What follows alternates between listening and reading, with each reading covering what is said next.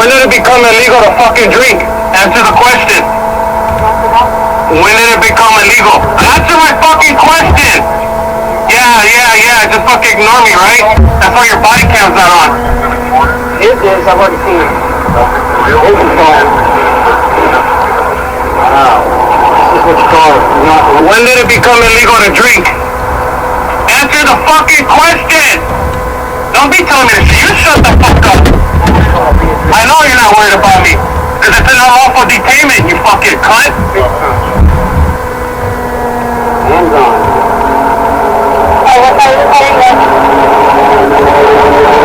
Unlawful detainment for fucking drinking a soda.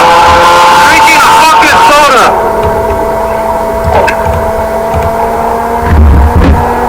See, the question you got asked right now, why are you in handcuffs and not me? Exactly. Seeing this people? I'm glad I'm live. Wow, I'm glad I'm live. This is San Antonio right here, you go at the times. Oh man, these fucking cuffs are like fucking tight. They're so scared of me. Look, here comes another transit cop right now with his lights on. I'm sure he'll speak. Yeah, fuck that. He got his lights on. Absolutely nothing. Nothing happened. I'm just sitting here. Grab your phone and start recording. What? Hey, get up and bullshit.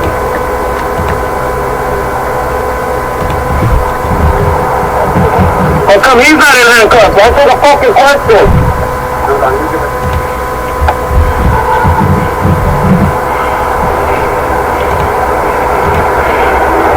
I think they're good, right? Oh yeah, they're trying to cover the shit. That's what it is. Watching that? Hey, the police. Somebody get the number up on the screen. Hurry up. Fucking cops are putting this fucking lace on my fucking hand. Put the number up on the screen. And how Put the number up on the screen, everybody. Walking down the sidewalk talking.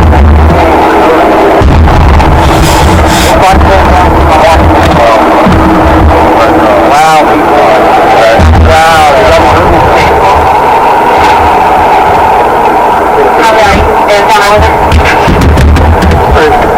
You hear me? No, I'm not gonna answer any of your fucking questions. I wasn't even here if you want to sit over. No, for what? I shouldn't be in fucking handcuffs. Excuse me?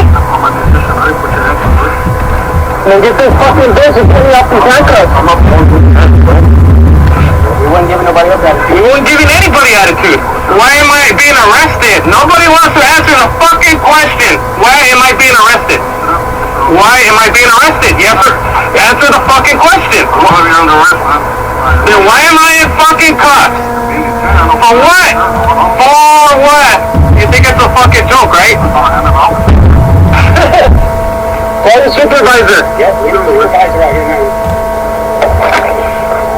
Fucking cuffs are fucking tight. Don't touch me, dude. You guys already did enough damage. Leave me the fuck alone. Oh, whatever. Such a dick. What's your name and badge number? Thank you for being professional out of these other people. Nobody wants to answer the fucking question. Why am I being arrested? These fucking piggies are gonna learn.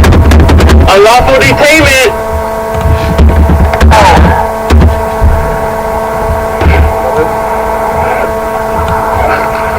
Yeah, take a picture of this shit. Take a video of it. Cherry Coke, motherfucker. Cherry Coke.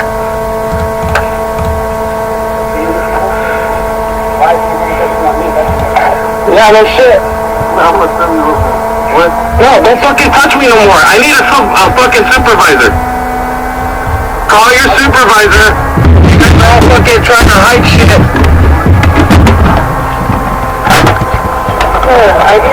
Fuck you, I might die. What the? You ain't gonna get ID from me. No, you're not gonna get ID from me. No, we're not gonna talk. I don't talk to pigs. Get a supervisor. We don't same shit. Oh, I got it. I got the whole thing. These fucking pigs ain't even search me. Look at the fucking gun in my head. I know, no ID, no search.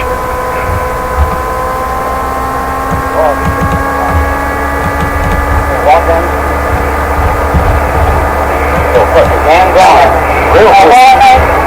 Everybody go on. Check out that. Call a supervisor. Stop flirting over there. You can Facebook her later. Get your thumb out of your ass.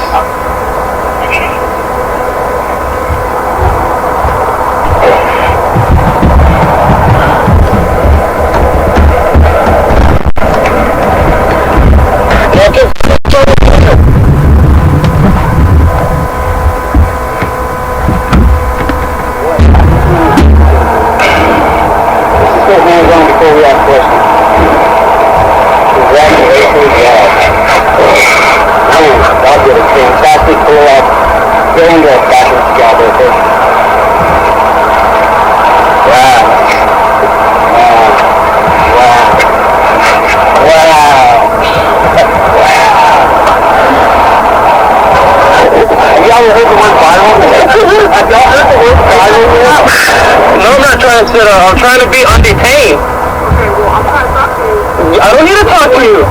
No, you're not gonna fucking talk to me. No, I need a supervisor here. Is he refusing to show up? Okay, then I don't need to answer any more questions. Without my attorney present.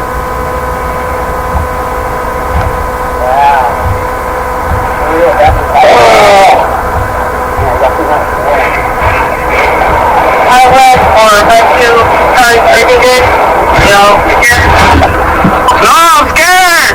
Ah! Send the fucking army!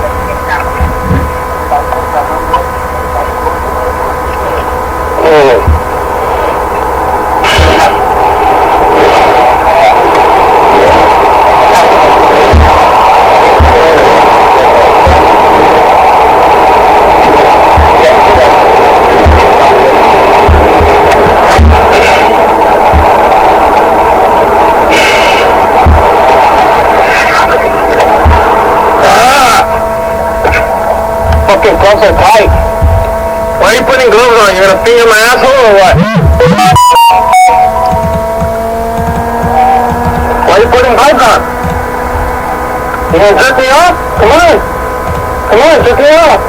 Lift it up. Oh.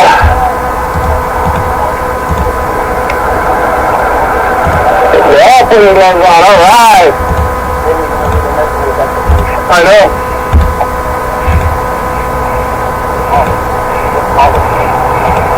I'll let you go hands on the phone.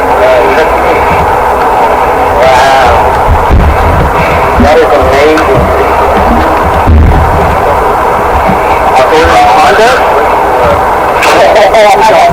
There's already contact. Oh, that's funny. Look up the rules. Look up the law. According to the conduct, I can speak about. According to the conduct, I'm wrong. I'm wrong.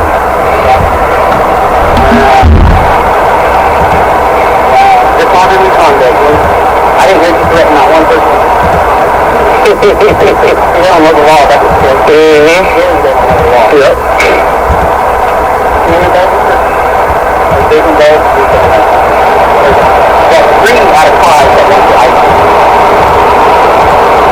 So, you're a supervisor? I don't want to know. It's inspiring me.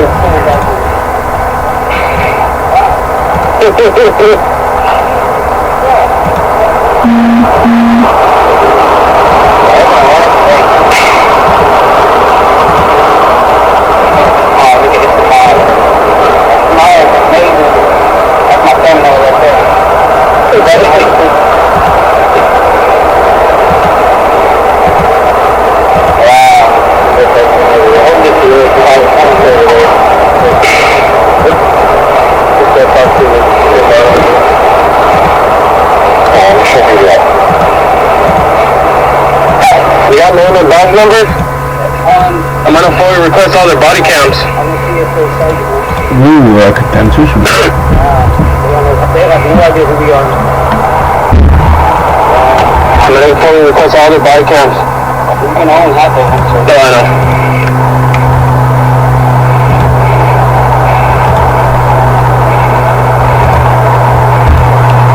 Pick it up.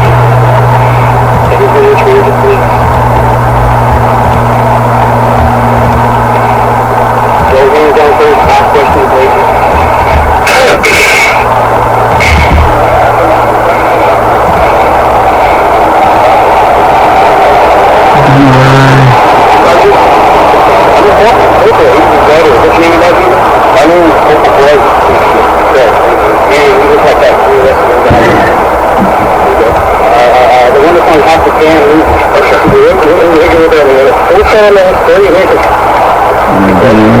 I don't answer questions. You don't answer questions? Yeah, I didn't. You need to ask her. She's the one that placed the handcuffs on me. Because you appear to be intoxicated. Intoxicated? Oh, okay. Let's go. Let's go. If you're not intoxicated, you're Let's go. Let's go. Don't be in for intoxication. Let's go. It doesn't appear like you are intoxicated. It feels like you could attempt to look like you're intoxicated. So, This is city street, right? City public street? Okay. I just want to make sure. Alright, thank you. I can tell you out there looking in, it looks like you're trying to attempt to get a reaction from police. Got a reaction from police. What happens to investigation? What happens to investigation? That's not an investigation. That is a straight containment down straight to the ground. Okay? Let's see the video. Everybody's going to see this. Everybody's watching live. Well, I can tell you today, the private people work here, they'll come back to here, they'll come back to this facility, so they'll come back to the unit. It's a city. I'm on city property. Okay, sounds good. How am I? Don't come back to city property.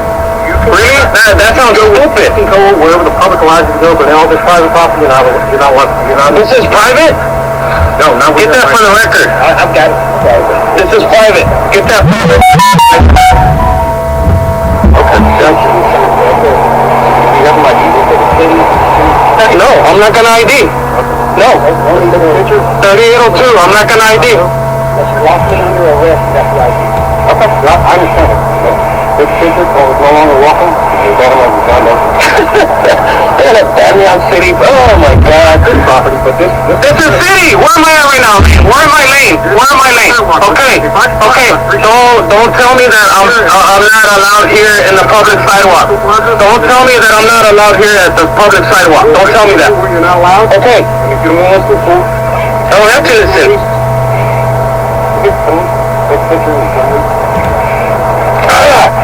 God damn it.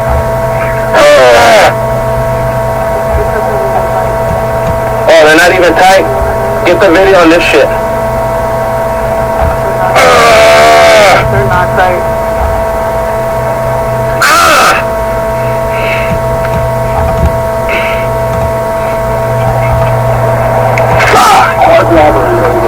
Oh, fuck.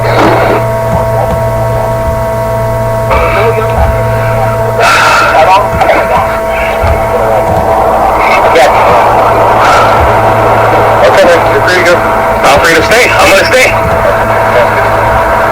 I'm on city public sidewalk. You want any information from me? Or? No, I don't need any information. You've done enough already. I'm just going to come and I need their names and badges. These two right there. That's the water. Guys in a 353. Yeah, see, that wasn't hard, was it? That wasn't hard. That wasn't hard. That is hard. Don't get it.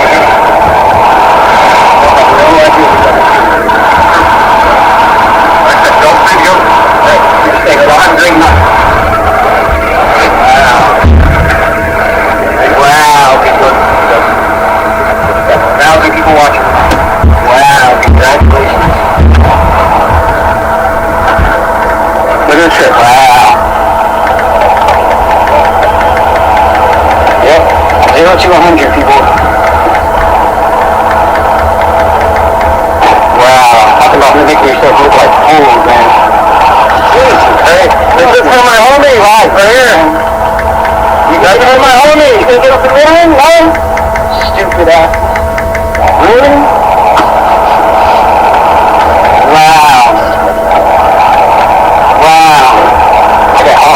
I was like, is he going to get it from the sergeant? I was like, they wouldn't give it to me. Wow, people. Congratulations. Congratulations. Hey, y'all just said, wow, people. Somewhere over there, look, a public street, public sidewalk. People got city signs right there for the city street right there. Wow. Why wasn't I the fucking handcuffs? Why didn't I give you the right, dude? Oh, yeah. You got one privilege, dude. Fuck that noise. Shit right there. Woo! What's our benefits, John Doe? Woo!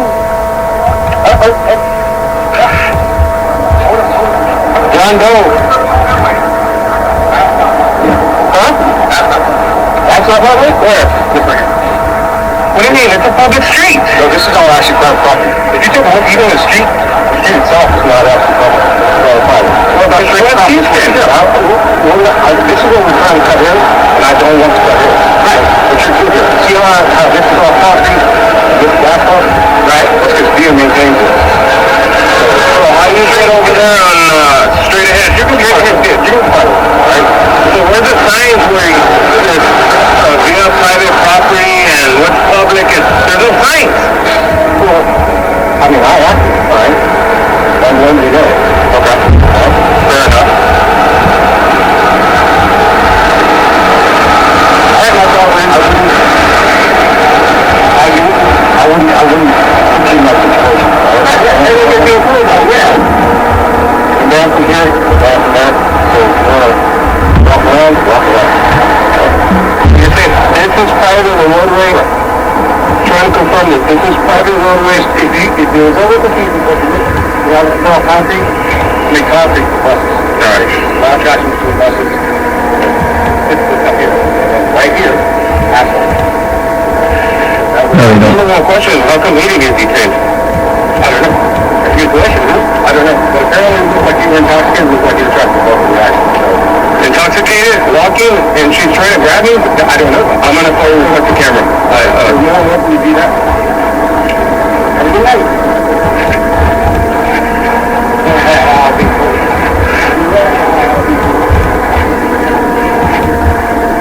Wow, people. And everybody's still laughing. Wow, people. I got the whole fucking thing, dude. Wow. All right, people. I'll turn it back on to you now.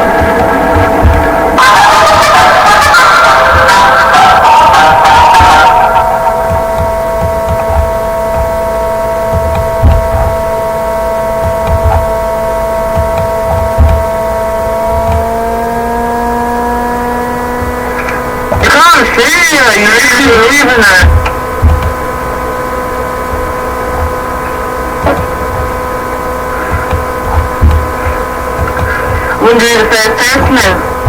He's already in. How was the Mickey Mouse? They go Mickey.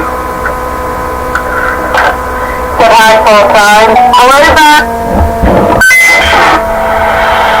The Hawker Hunter is a fighter jet developed by Hawker Aircraft for the RAF during the 1950s.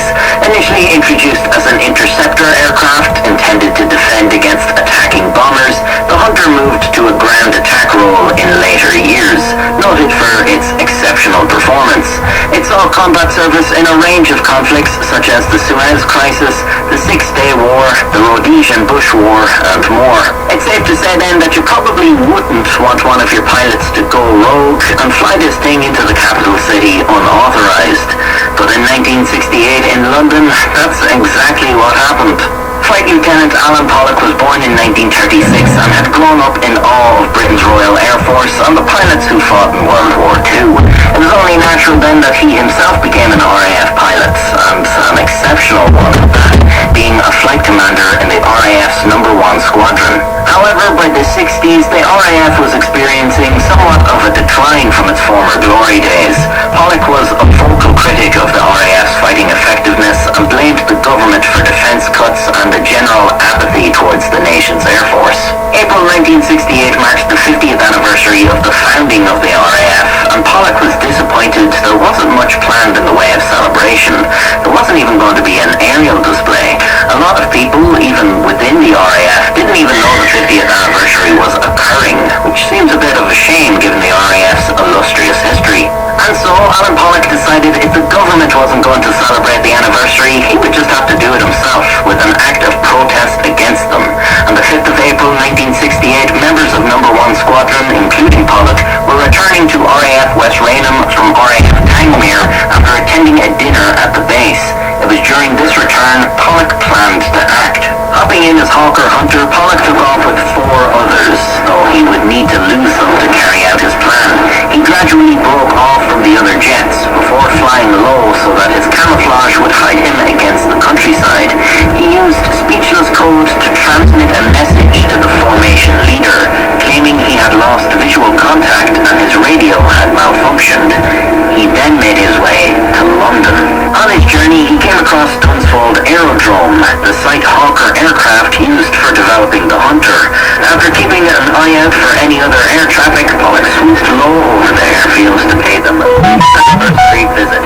Not long after, Pollock was following the River Thames and arrived in London around noon. The weather was beautiful and Pollock enjoyed the view as he flew in low. Soon he spied his main target, the Houses of Parliament. Up to now, Pollock had kept his speed and thereby his noise low to avoid disrupting London's citizens. But now he had decided to open up the throttle and let the government know they still had a fighting air force.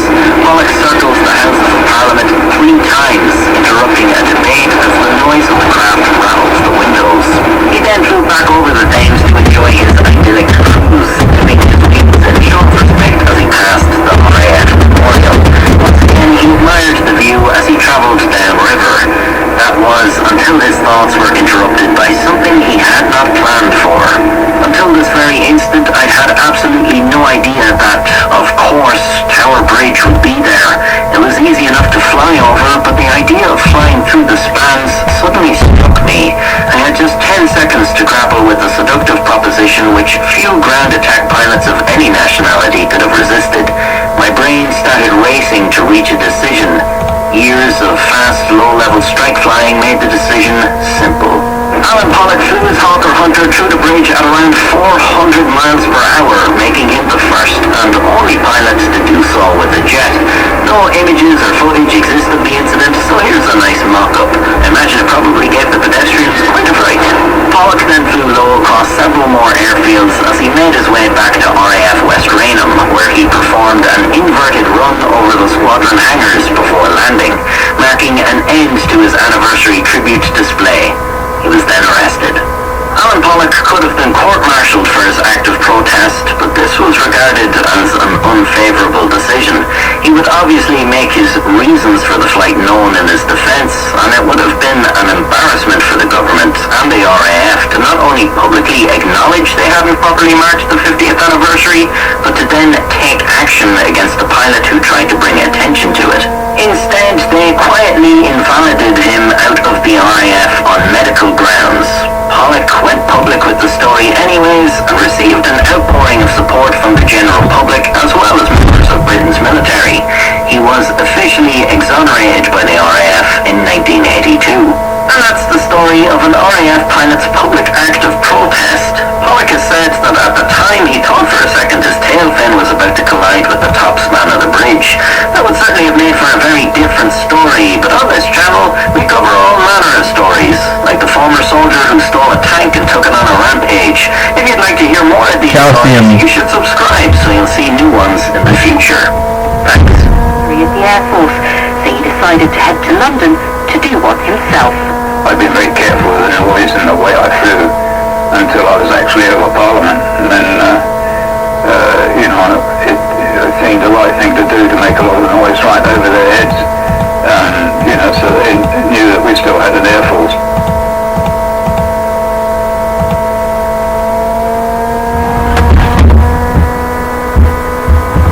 Eggs. Awesome.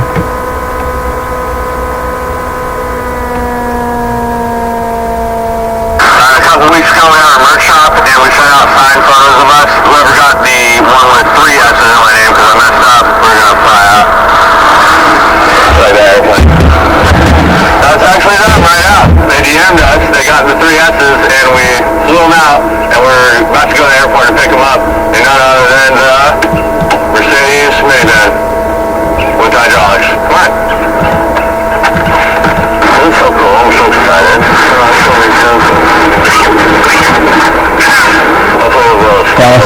Covenant.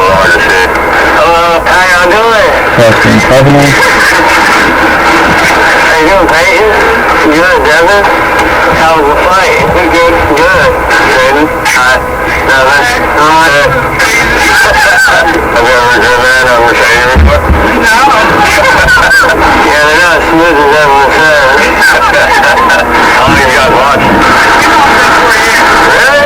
Yeah. Wow. That's awesome. Thank you. I appreciate that. The game. Yeah, we were down before. Never, like, some fans not hang, so I'm glad you guys were down. So this is Devin, this is Jaden, and we're here at the hotel. We're going to check them in, and then tomorrow we're going to pick them up and have some fun. Oh my gosh. There we go. You guys are pros. Okay, let's somehow turn this around. That's hard to do. It's easier done than said. Done. Check out it. It's so hard to steer. It's a beautiful day in Alaska. I don't know if I can pull in. Should I try? Oh my God. We're still alive. Really? I can't stop swimming. Oh, great. It is. What are we doing? I'm going to get a technician to fix my computer because it's full of spam. That's only cat food. It is cat food. But it's worked out. So now that I ain't mushing around, I think I'm just leave it like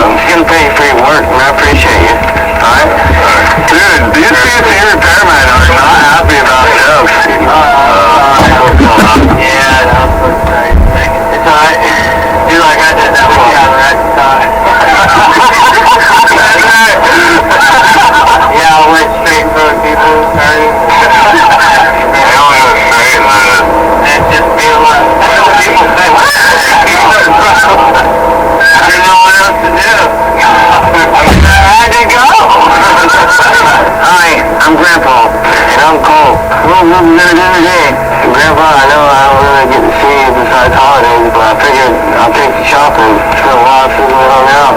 Okay, sounds good to me. I only got one place in mind. I can think of something you really need.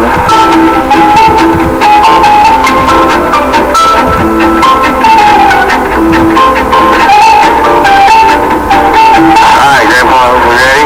Yep. I know you've been wanting to go shopping, so oh yeah. Oh, hey, how you doing?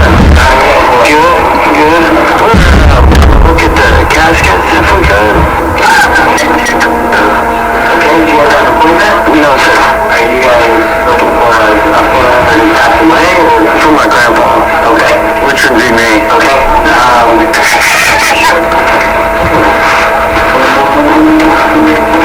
Yeah, Grandpa's still with us, but he's just wanting to get all the stuff prepared and ready. Yeah. He's gonna need it soon. He's gonna need it soon, so I figured he'd go ahead and get it over with. Grandpa, look at this. If you keep up the attitude, it's gonna be soon that we're picking one of these. Grandpa, if you keep up with the attitude, it'll be soon that you visit one of these. I'm getting TVs in them. Have a TV in them? Even if it's just playing the same thing on the screen, he only really watches the History Channel. Yeah, we don't have any of those. Okay. He doesn't need premium cable. Yeah, he doesn't need premium cable or anything, but just with something with just like a screen on it. You got one? No, we do not. No. They don't have them with screens, Grandpa. Okay. Yeah, they don't have screens. Just ask if they have any for kids. Do y'all have kids size? Oh my God! Not that we show here. We could just fold Grandpa in half. Well, if Grandpa gets folded afterwards, we can squeeze him in a little kid's thing if that's cheaper. That's close. He doesn't mind. He's like, I'm not gonna feel it. Hey, actually, do any of these have like some kind of alert system, like just in case he wakes up or something, like a life alert? Do any of these have like a life alert button or something, just in case like he gets up, he can call me or catch him? No way I can communicate with him. No. Ask him if he can get in one to see if he can fit. Can he try to fit more? Can he try to lay more? No, he cannot. No? If you can't try it, what do you think? We might as well just do our own. I don't want to hear any complaining about the digging. There's a hole and bury me in the backyard. Yeah, just don't complain about the digging part.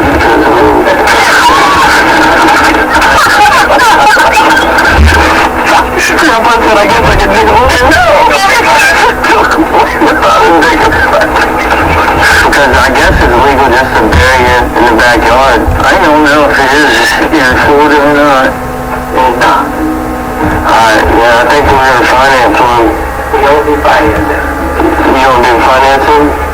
No, we all up front. So it'll be under my grandpa's name, so that's fine. Alright, well it'll be under my grandpa's name, so it'll be alright. He's got good credit. These are actually a little price. We'll just go to Costco. Let's go. And see what they got. You're not worth that much, Grandpa. Oh my God. Grandpa, you're worth a lot, but I mean, you're not worth that much. Oh my God, dude! You don't want me to be in debt, you know, because I mean, you've lived your life, but like, I can't live mine. We're gonna have to save up some before we buy one, and maybe you'll get on that diet that we talked about so I can get you in a smaller one. Alright, yeah, we'll be back as soon as I can get him to make some money, and we save up. We got an idea now, so we'll go back and take a look at it. Yeah. Merry Christmas. Christmas sweatshirts are for sale, and Christmas tank tops because we live in Florida. They're holiday sweatshirts. They're for sale now, and on Black Friday at 50% off. Chemicals. Rockcreation.com. Everybody bump them? Then we can drive over top of the Lincoln. Pineapple. Then we can drive over top of Jared.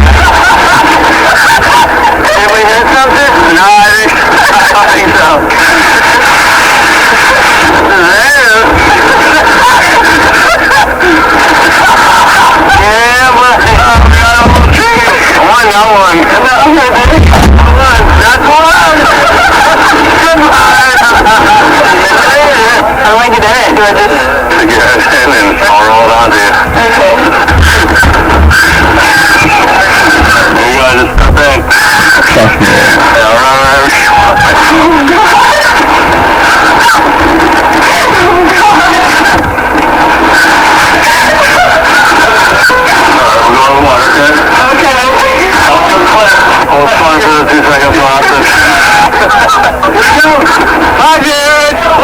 Yeah, not bad. That was cool. I wish I could go in there.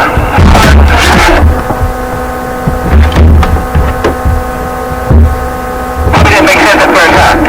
Oh my lord, is that a dog? It probably didn't make sense at first, huh? You're like, stop, get around. Oh my god, he's gonna bite me to death. Oh, he is gonna bite our friend. Oh no, what am I gonna do? He's always getting him at the ankles. Excuse me, that would be good, the scooter stuff? I know, right? Oh my lord, Jesus. I like Mark better. I think he's gonna get a stick. Yeah, thank you. It's about time. They almost killed me with that dog. That dog almost bit me to death. Yeah, it's the second time tonight. That's what I'm saying. Oh my goodness. Can you buy me a Snickers? Ooh. Yeah. Okay, thanks. Yeah. Yes. I like her. She's reasonable. I like her. Yeah. Oh, dear Lord. Hopefully that'll stop once we get the Snickers. Hopefully that scooter will stop acting up. Hell yeah. Thank you. Hell yeah. Yes, yeah. You want to take a ride on my scooter? Hop on. Come on. Snickers with you. Come on. Don't. You have a good night. All right. Have a nice go. Hell yeah. Snickers. How much bitches? You see, that's like $2. It's probably like $2.50 with inflation.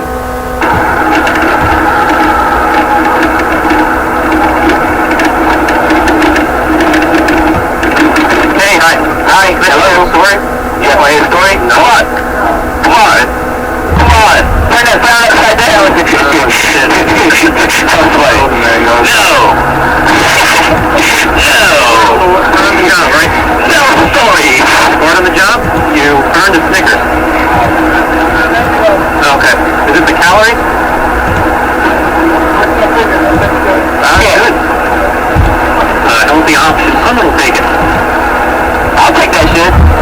You give me a Snickers, I'll eat that motherfucker. Can I tell you a story? Yeah.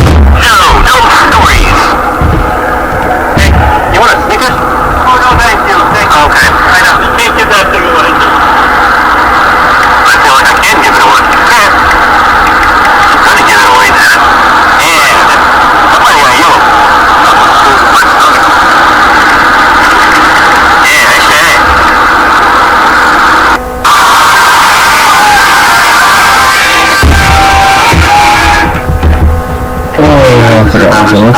Welcome to my channel.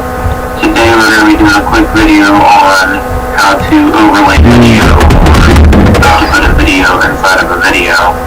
I've been getting quite a few requests for this lately, and I figured I might as well go ahead and do a video on it. I don't know, the visual learners out there, they're just having a hard time with it, so let's go ahead and get started. So the first thing we're going to do is we're going to have Shotgun open, and if you're going to open up... Oh yeah, that's right.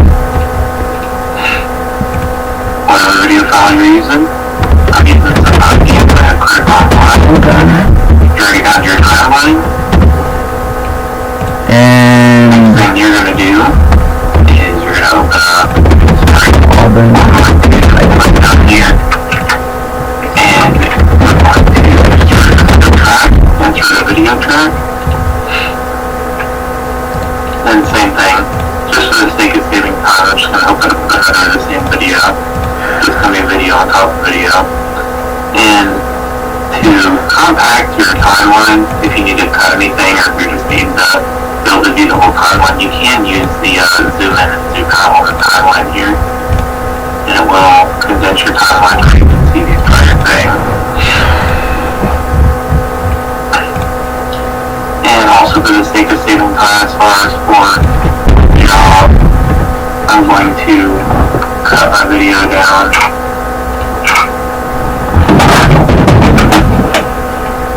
about 3 minutes or so, or less. Alright, so basically what we got here is we got two of the same clips. You're just going to be stacking your videos on top of each other. gonna want to do is, doesn't matter which one, I usually try to stick with whatever I'm doing the most editing to the top one. All you're gonna want to do is put filters. You're gonna want to go here to filters, and you're gonna add, and it's gonna be a video filter, and you're gonna scroll down until you see size and position. And you're gonna select the size and position filter.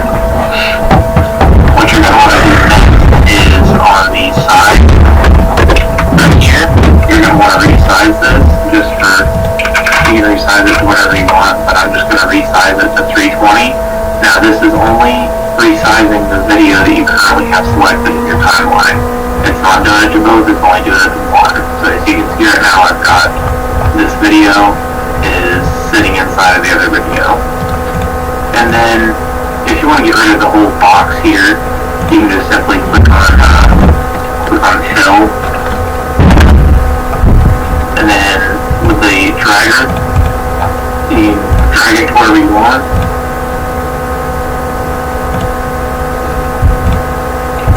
And then you can also use the resize boxes here in the corners of the video to resize it. So you can resize it to whatever you want.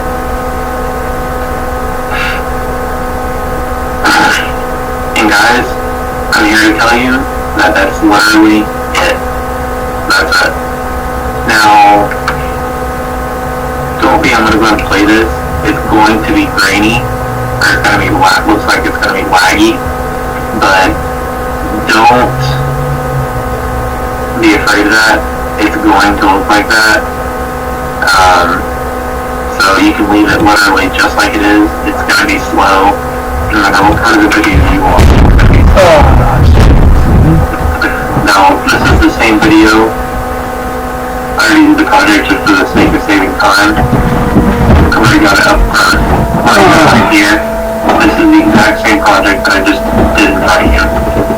So, as you can see here, the overlay, the videos, there's no lag. Everything, let me scroll some gameplay. There you go. There's no lag between the two videos. So it's just the preview that makes it look like that. So don't be afraid, don't get scared that it's doing that. That's enough, because it's just how that's just how so whenever you go to actually export it, just export it like normal, and you're fine. So when you're done with that, and you're ready, you've got all your filters done, you've got everything that you want to do to it, just simply go to the export tab, and then export file right here, and then name your file and save it to wherever you want to save it to, and that's it. That is it, ladies and gentlemen. If you like this video, please click the like button. If you enjoy the content of my channel, don't forget to click that subscribe button. If you have any questions or comments, please feel free to ask them. Always available for commenting, for helping out with any questions you may have. I'm usually quick to respond. So if you have anything, just shoot me a comment or shoot me an email, whichever you prefer. Alright guys, this is Davinci Gaming. This has been another shortcut tutorial segment, and I hope you all have a good night.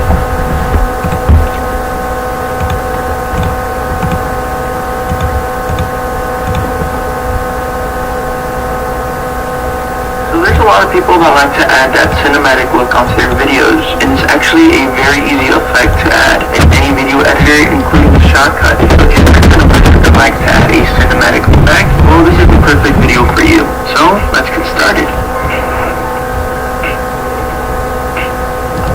Alright, so we're in Shotcut right now, and I already got my clip selected in which I'm going to use to edit this cinematic look. So I already got my video clip and my audio clip. Now, if you guys do not know how to add a clip, all you just have to do is go to the open file icon, and there it will just take you to your folder so you can choose your files. For now, I'm just going to go to the timeline icon right here and select add a video track. And I'm just going to click and drag my video and just put it right on the video track. And I'm just going to trim it so it won't be that long.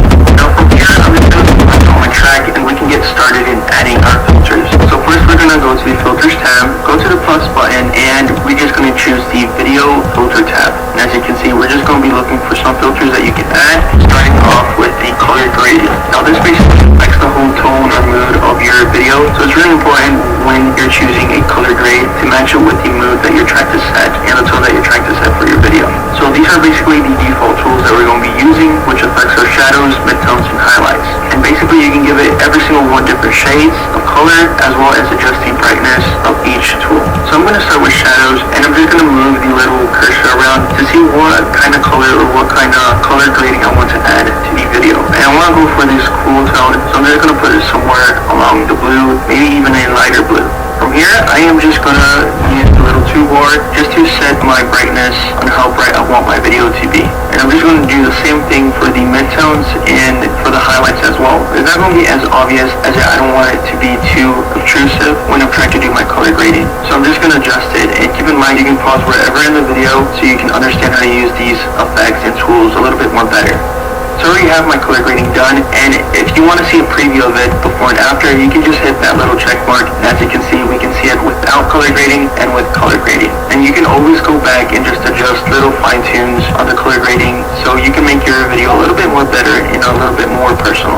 From here, we're just going to go to the plus button, and we're going to find a different filter to add. Now from here, I want to add some black bars. Now it basically depends on what you want to add. I kind of like the black bars added when making a cinematic video, just to give it that little immersing feeling. So from here, we're going to choose the crop source effect, and if you can't find it, you can basically search it up in the search toolbox, but we're going to use the crop source effect, and all we have to do is just go to the top effect, and we're just going to basically drag the little level so we can adjust how much black bar you want to actually see on your video. And as you can see, it's basically shrinking down your video so you can add those black bars on top of it. So you guys can also add this effect to the bottom, left, or right of the video, but I just want to use the top portion.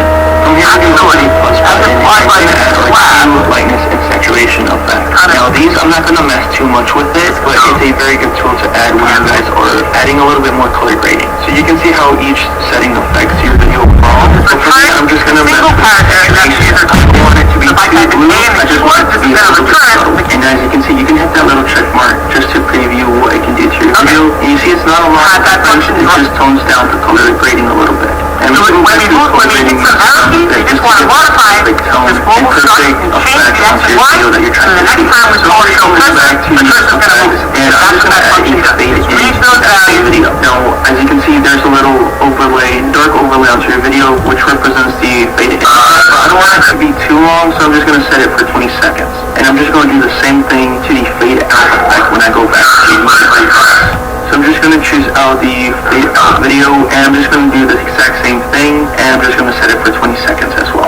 So as you can see in the filters tab, there's so many filters that you guys can play with and basically adjust when you're adding that cinematic look or any look that you want to add to your video. So just explore all the filters that are available to you and just work with what you can find. But this is basically all the effects I'm going to add to the main clip.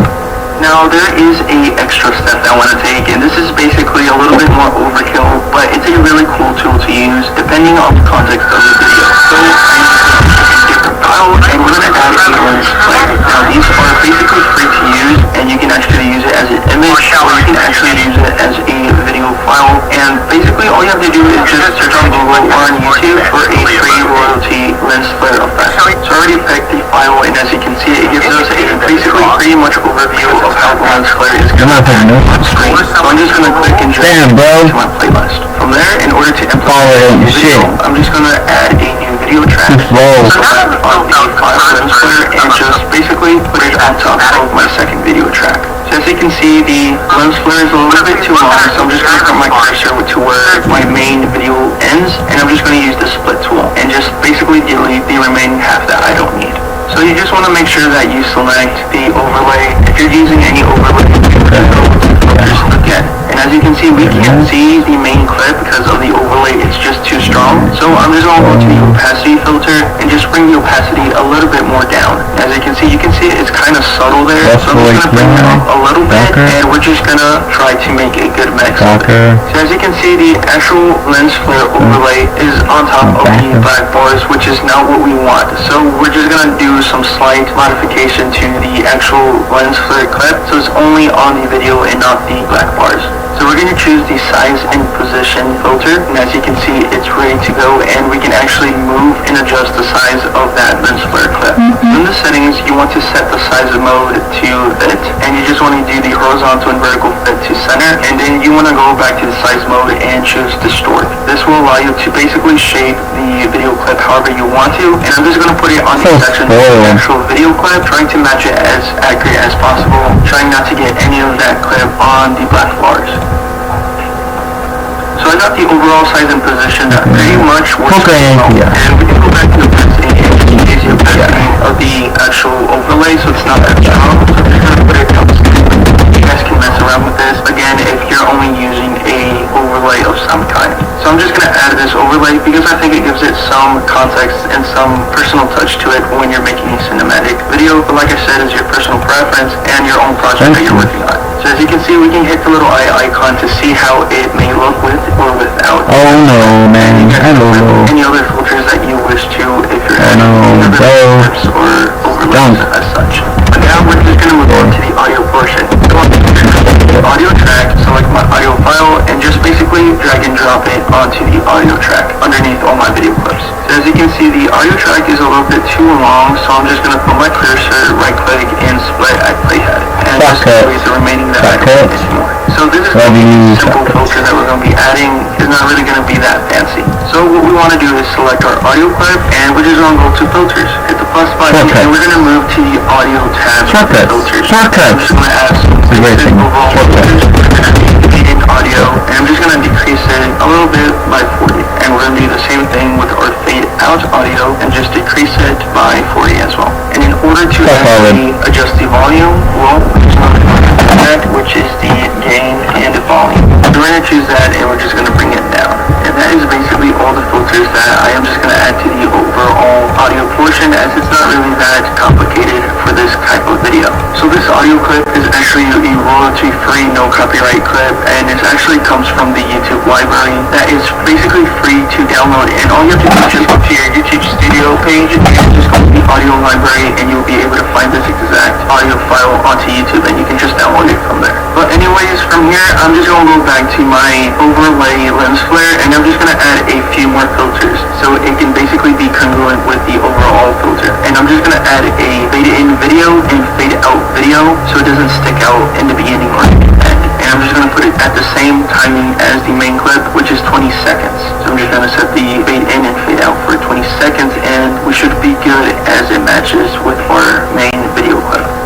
So as you can see, we already have our complete cinematic effect that we added to this video clip, and basically everything is ready and neat and ready to go. So the last thing we have to do is export it. Now you can go to the export tab at the bottom or the export icon on top, but it will basically take you to this. Now there's so many presets that you can actually add. If you're uploading to YouTube, you can use the YouTube preset, you can use the H.264, or you can just use the default preset and just go to the advanced, make sure everything is default and export file. Now if you want a more in-depth tutorial on how to export a video on Shotcut either for YouTube or a personal project, I already have a very good video on that, basically teaching you the best settings that you guys can use according to what you need your video to do when exporting. Now from here we can see in the jobs window that this video is starting to export. And now I can basically show you the final result on what you can expect if you use similar settings to this to add a cinematic look to your video.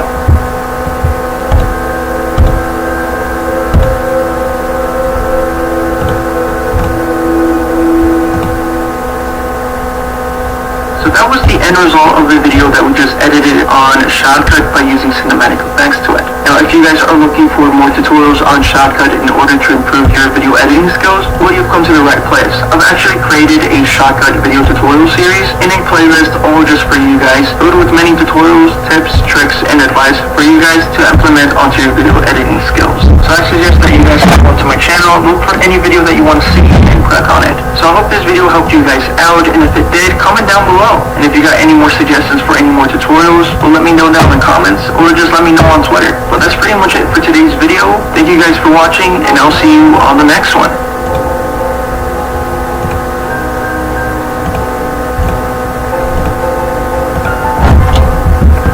Okay guys, welcome back to a new video in the Shotcut series where I'm going to be showing you and teaching you tricks and tips to improve your editing skills using Shotcut. But today I'm going to be teaching you how you guys can export a video in Shotcut using the best settings and saving it onto your computer. Now if you're new here, consider subscribing because I do make tutorial videos like this one along with other different tutorial videos to help you grow on YouTube. Now I am on my way to 1,000 subscribers and any help is appreciated. So with that said, let's get on to the video.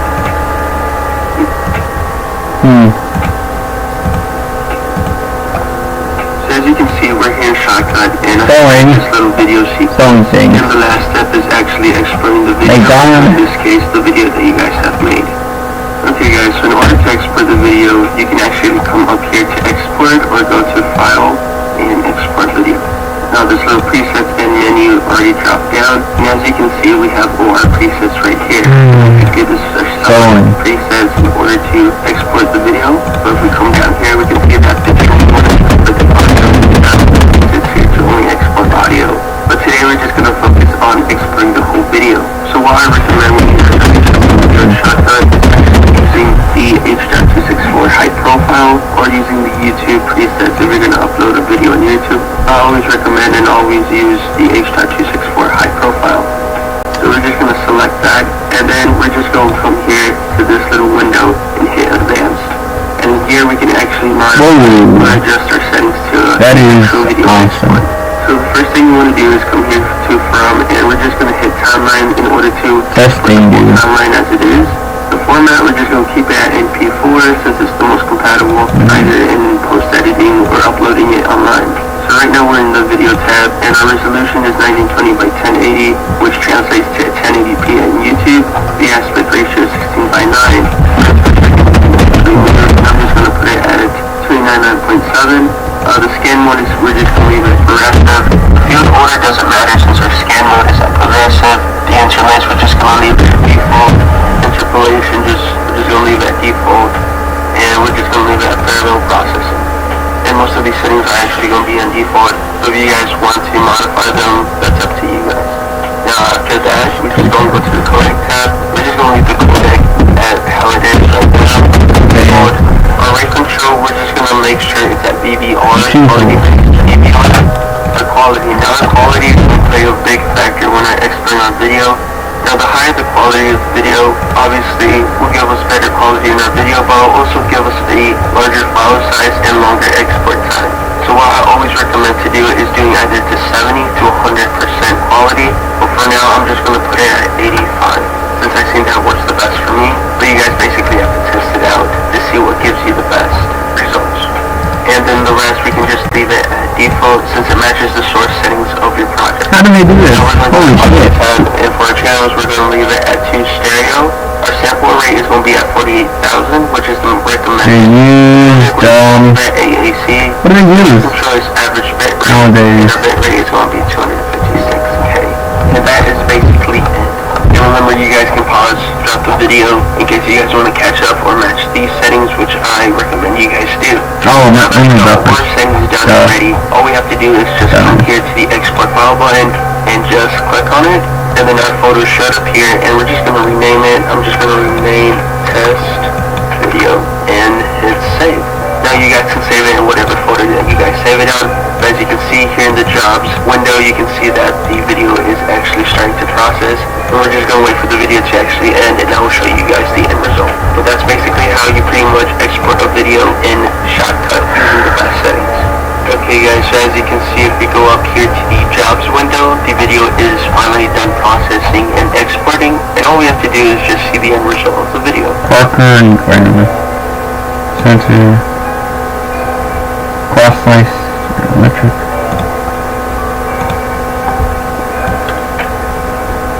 Okay guys, so the clip that you're actually watching right now is the end result, and I just put a voice over because it was that good to use for my outro. But yeah guys, that's basically how you export the video from a Shotcut and save it onto your computer. Hope you guys enjoyed today's video. Don't forget to like and subscribe for more videos like there it is, buddy. Found it. Sensor.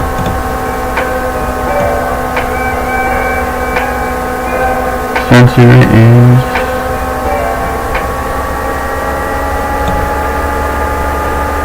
more machine. Fix this.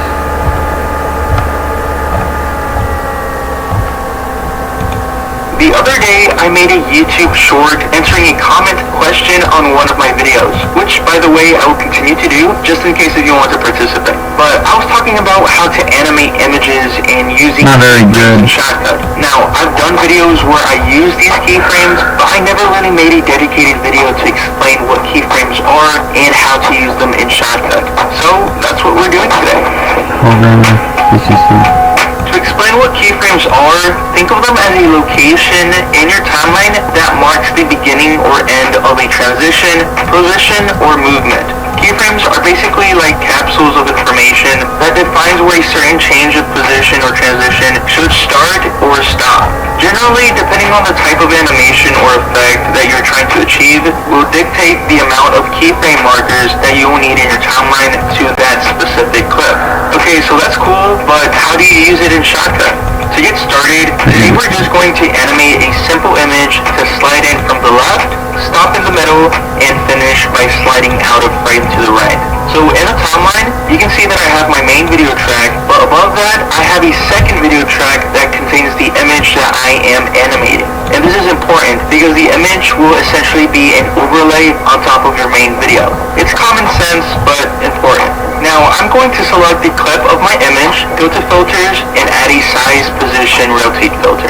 This will allow us to change the position of the image, amongst other things that you can do. However, before we start making our actual custom animation using these keyframes, there is another option that you can use. Just in case you don't feel comfortable enough to use and mess around with keyframes, there is a second option that works just as well.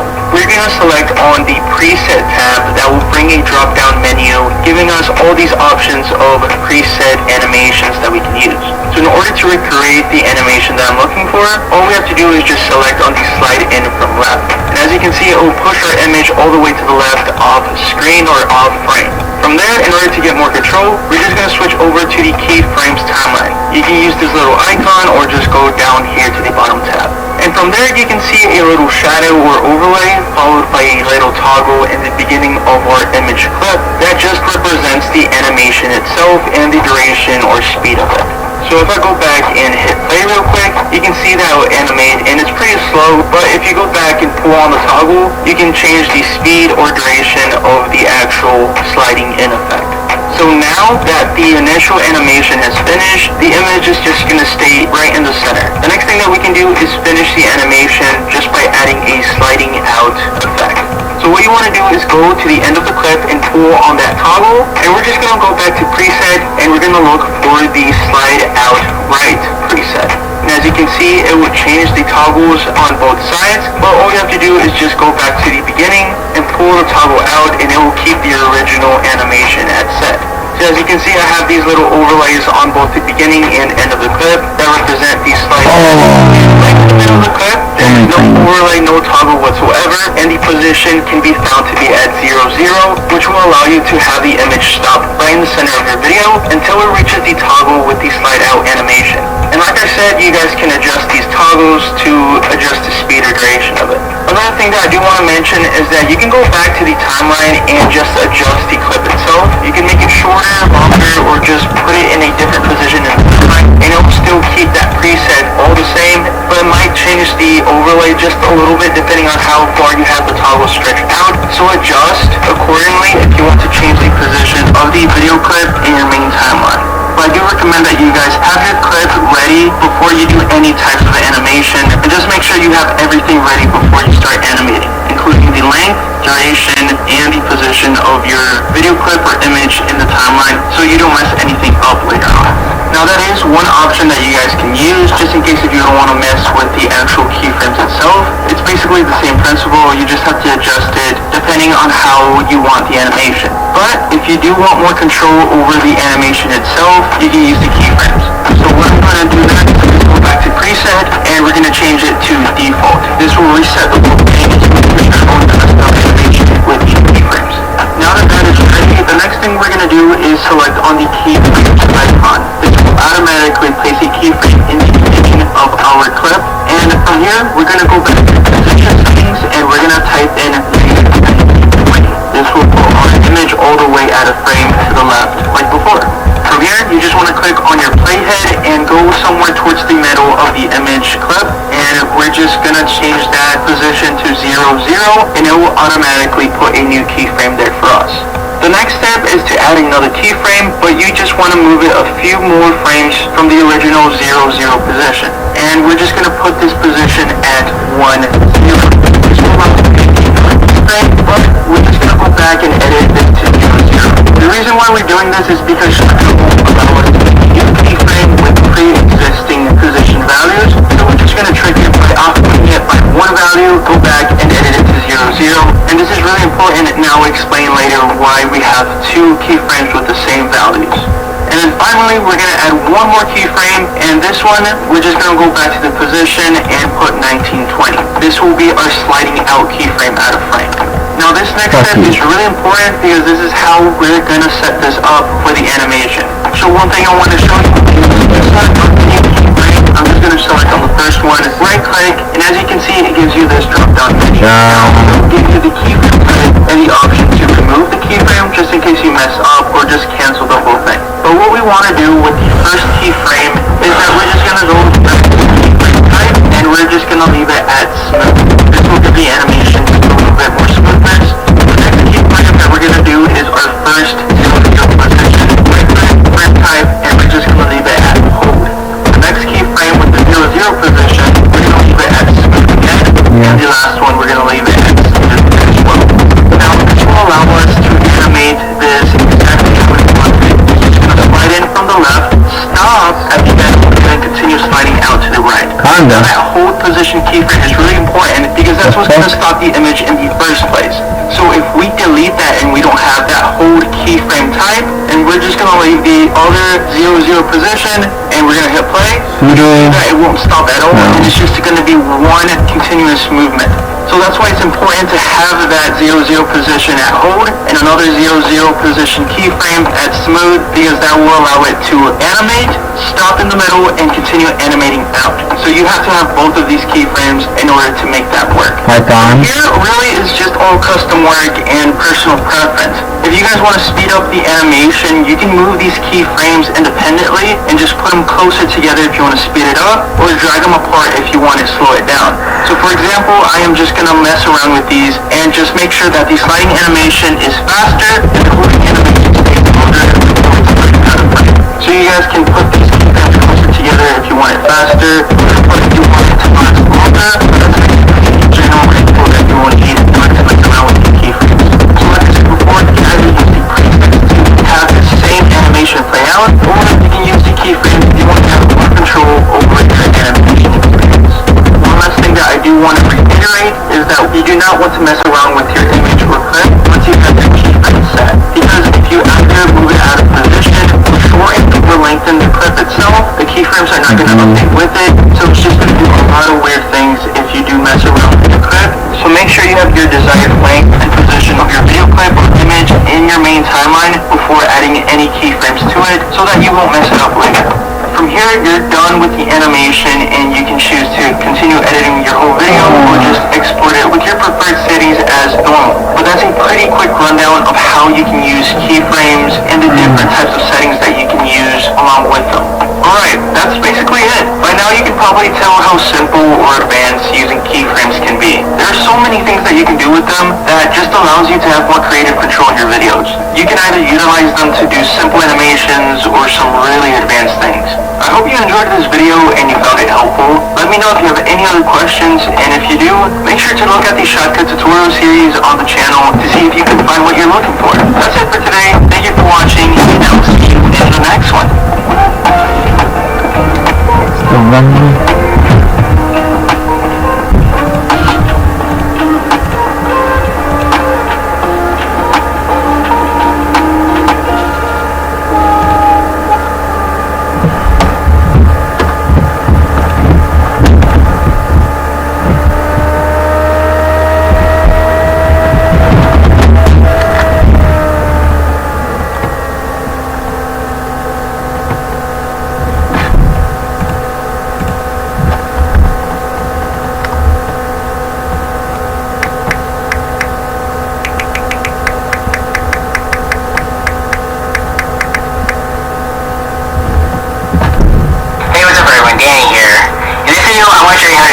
Windows 10 and install it on your computer. completely for free using Microsoft's own official website and tools.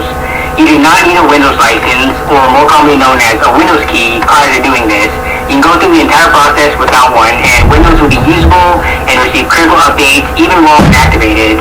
And then you can always activate a license down the road if you choose to. I'll go through the entire process so that you can follow along with me, and I'll time it to show you how fast I can get it done, so that you can get an idea of how long it may take you. But yeah, before we get into that though, a quick word from today's sponsor. This video is brought to you by Synology Moments. March 31st is World Backup Day, and to celebrate it, Synology wants to remind you to keep your priceless digital moments safe and secure. Google Photos is ending their unlimited backup later this year, and when that happens, backing up all your photos and videos will start counting towards your Google account storage, which for free accounts is only 15 gigabytes shared across all Google apps. Getting additional storage after that will require paying for a monthly plan. The Synology Moments app is a solution to this, by allowing you to conveniently back up all your smartphone photos and videos to a Synology network-attached storage device. This way, you're in complete control of your files and not susceptible to monthly storage plans that may increase over time. Synology offers NAS devices starting as low as $99 and are perfect for backing up your photos, videos, documents, and more. I personally use the Synology DS220 Plus to back up all my important files and pretty much everything required to make content for the Nerd on Budget channel. Mine has two Western Digital Red programs, which are Western Digital's NAS-specific drives, designed for always-on 24/7 workloads and come with a longer 5-year warranty. You can learn more by checking out the link in the description below. Alright, so before we get started, you're going to need 3 things. First, you're going to need a flash drive that is at least 8 gigabytes big, and you don't want to back up any important documents that you may have had on it somewhere else, because throughout this process, it will be wiped and it will be formatted to create the Windows installation media.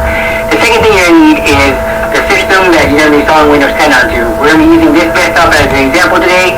It has a SSD on it with no operating system. This is going to be very similar to if you just build your own PC and you boot it up for the first time. This is what you're going to see on the screen.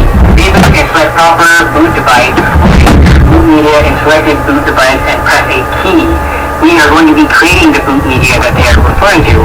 And the third thing that you need is another computer with internet access. Once you have those 3 things, we can get started. So I'm going to switch and turn on the screen recorder now and walk you through the process. I'm going to press my stopwatch now.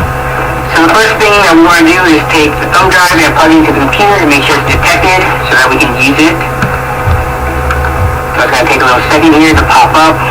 Here's my main C drive, new volume D, this is the flash drive.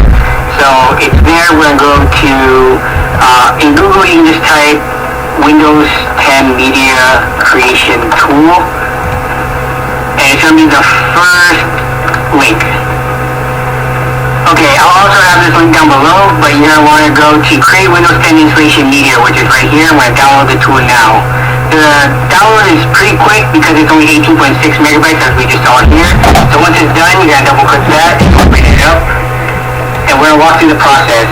There is a little bit of waiting as it loads up, and it's going to have to download the ISO when we go through this. That would be what takes the longest for the most part. Just waiting for things to load and to download.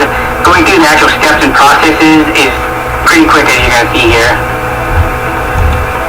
Okay, so here is the software license terms. You can read through this if you want, but I've read through the terms and there's nothing illegal about what we are doing. If you found something that says otherwise, please feel free to share it down below, because I've had people get arguments with me about this and I have not read anything that says otherwise. Okay, so there's 2 options. You can upgrade this PC now, which would be upgrading a laptop. You don't want to choose this one. You want to create installation media, USB flash drive, DVD, or ISO for another PC, because we're going to be using it for this PC right next to me. So we're going to click that and go to next. For this, you can choose whatever settings you want, but English, Windows 10. For the architecture, just choose 64-bit, 32-bit. It's not going to have support in the near future, so Microsoft is stopping support on that. So then you're going to install it to a USB flash drive, and here's where it says it needs to be at least 8 gigabytes. We're going to select that and go to next. And then when we select the USB flash drive, you can see our drive. The new volume D is right here. Select most popular ones. I'm going to choose Pro, but just keep in mind wherever you choose. If you do, and What's up, guys? So this is a guide on how to install Windows 10 for $8. Oh, it's got a lot of stuff on it. Well, you later have the option to activate it. Just buy a key, insert it, and the watermark will go away. So when you go ahead and accept this, I'll create media installation. and Hey everyone, in this video I'm gonna show you how to make number 4, which is for Windows 10 only. So, in case you didn't know, Windows 10 is kind of spying on you and they're tracking how you use your PC. Unfortunately, that's also making your PC a little slower. So, let's go and disable all of that. Once again, you'll go on your start, and this time you're going to start typing settings. Once you see it, you just click on it. From here, you're going to scroll down to where it says privacy. Click on this, and you should be in the general tab. From here, I just like to disable everything. Whatever. And once you're done here, I like to go to diagnostics and feedback. I choose required, and I want to disable tailored experiences. Then I like to go to activity history and uncheck everything here. And this one is a personal preference, but I also like to go to location and make sure location for device is definitely not on. Lastly, you're going to scroll down all the way to where it says background apps. I personally don't want these apps constantly running in the background, so I turn it off. That's less work on your PC to do, so it makes it up faster. And besides, when I need them again, I can just open them up again. And remember, these are only Windows Store apps, not your regular software. When you're done with this, just close out of it. And that's it. Congrats everyone, we are now done with part 1. See, that wasn't so bad, right? Really quick, if you guys enjoyed it so far, please be sure to hit the like button and subscribe for a bunch more PC tips and tricks that's coming, especially for Windows 11 stuff when that gets released next month. And it really helps me out a lot, so I would really appreciate it. Okay, now before we get to part 2, let me tell you why we even need to download the free program. It's because the biggest performance gain comes from Windows services. And I'm surprised because not many people are talking about this. You don't have to follow along for this part, but let me show you exactly what I mean. So I'll click on start menu and then I'll start typing services. Oh my god, and then I'll open this window. So what you see here are Windows services. There are over 160. That really boring. Hello, Professor. I will be a little late to class today. I'm not sure how late, but I will be there. I've been trying to find a way out of my room for over 20 minutes. There's a very big bug between me and the door, and when I move, it moves. And when it flies, its wings make this awful whirring noise like some bustle of horror. We are locked in a stalemate, and I am at every disadvantage. And I wholeheartedly believe the bug is aware of this. Respectfully, I am in tears.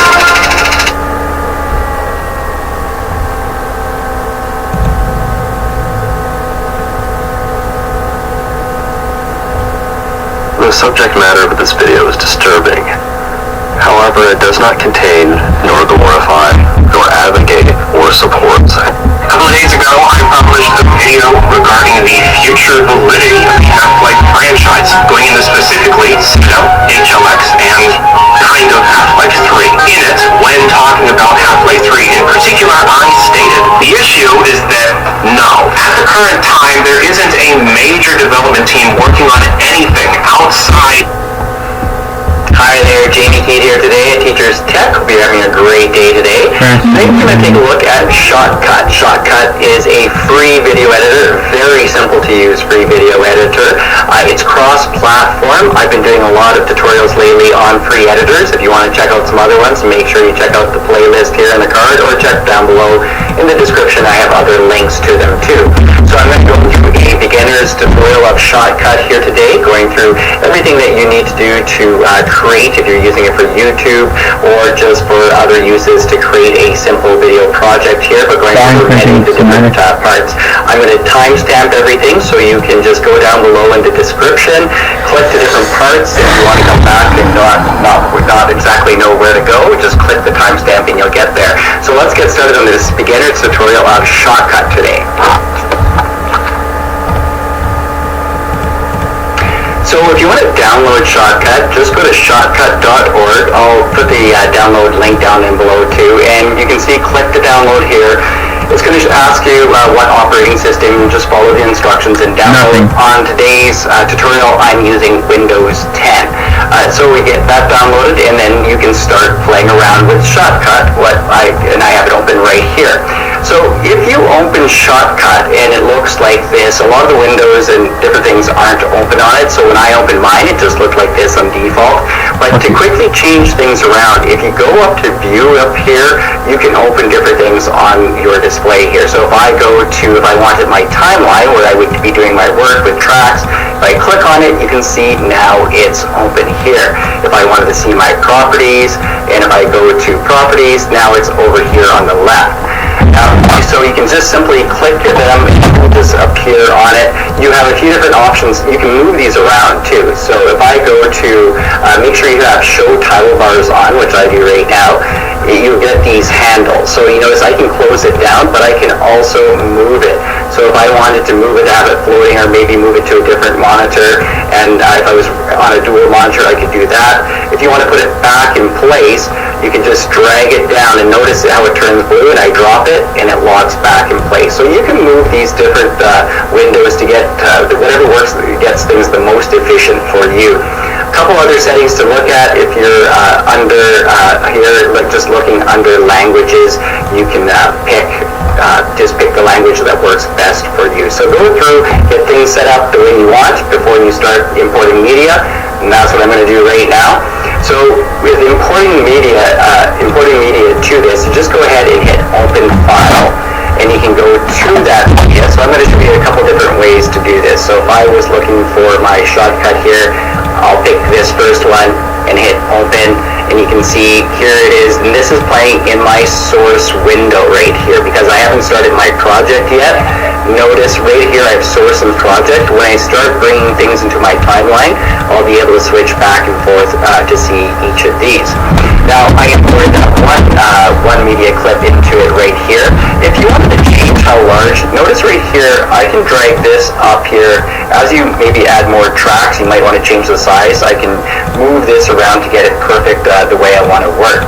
Now, how do I like to import my media? I like to do it like this. So I imported this one right here already, but let's say if I was selecting multiple ones, I'll just pick all of these ones right here. I can just simply drag them over, and it's going to populate over here. I'll just make this larger again.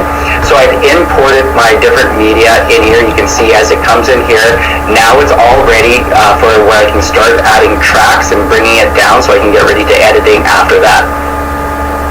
And now let's bring our media down into our timeline so we can start working on our project. If you look down below, there's no tracks. A lot of times with video editors, you'll start with an audio video. There'll be a number of tracks right below. Now, there's a couple different ways I can do this. I could just simply take, let's take this Earth one that I'm already on. I'm going to just drag it into my timeline, and it's going to create a video track for me. Now, I could create my tracks also before that too. So if I go ahead and click here, you can see I can add audio tracks and video tracks here. So if I wanted to insert another video track, I could go ahead like this, and I have another one here. And if I I wanted to insert an audio track, I could do that. So you could set up your tracks before you drag anything down, so you might know how many tracks you need. You can just go ahead and create them. Now you can also just simply right click anywhere. If I right click, notice how we have the same options from hitting there too. So gives you the same things. Just looking at the tracks here, so I'm just going to play this. So I'm going to scrub over top of it here. So I have my playhead, and you can see now this is the project window. So now I'm under the project. This was the source to view these type of media over here. If I go ahead and hit play, I could view it here, or I could just bring the playhead over and just scrub it over and kind of see what's happening there. I'm going to bring in a few more things here. So this time I'm going to bring in a intro. I'll bring in my intro. I'm going to drop it into this track here. You can see I can drag it, so I can click and drag these around and set them up where I want to.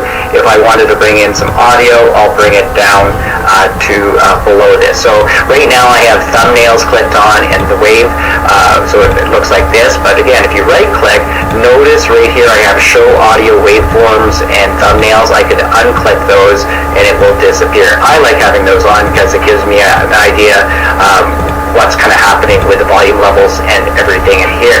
So like I said, you can drag these around here. I'll bring in another clip. This is just an image here. So if I bring in an image, I can put it to either track that I want. I'll put it in, actually I'll put it this right here. So you can see I can drag this around. So that's how you bring your media into your tracks, and then you can just simply move it around to set up to get ready for some editing. Before I start doing some trimming and cutting here, I just want to show you some options with the tracks. You can simply click on these. If you wanted to mute your tracks, you can click these off. So sometimes, like in this, you notice if I'm dragging the play or hitting play, maybe I don't want to hear certain audio to it, I can go ahead and mute it. That loud noise from this one is from the audio track down here. I can go and mute it. So now I didn't delete anything. I could be working on something now, and I won't be hearing it. So go ahead and just simply mute it. The other thing is you can hide, so maybe a certain track you didn't want to see, and this works well if you're working with layers and overlays. You could hide a certain track, and then you'll be only able to see, I'll put the volume down on that one, and then you'll only be able to see the one. So you can just hit the eye again, and it's back on. The other nice thing is if you have a track you don't want to mess around with, you know it's perfect and everything is in perfect place, and you want to make a mistake by cutting or moving it, just hit the lock here. So when you hit the lock, notice how these lines go across showing it's locked. The green just shows kind of the whole length of the project, or the gaps in between. You can see how the green goes to the end of this audio, or it fills in the spaces between the selected track. So if I select a different track, you can see how it just fills in the spaces to the length of the project here.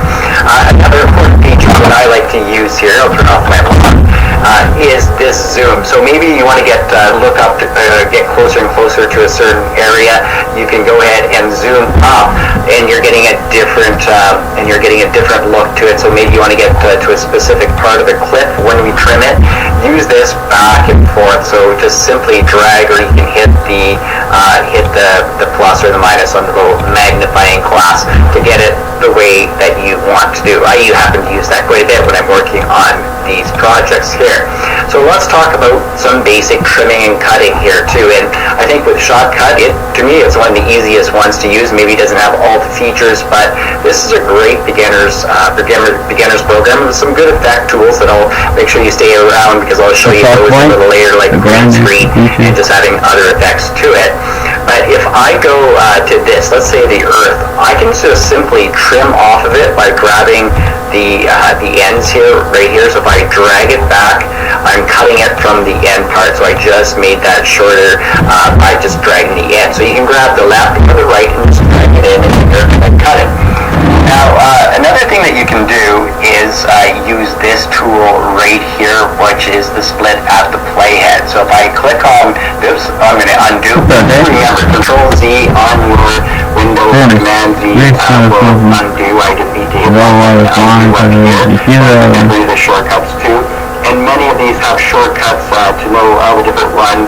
If I go back over here, notice that it shows what letter it is.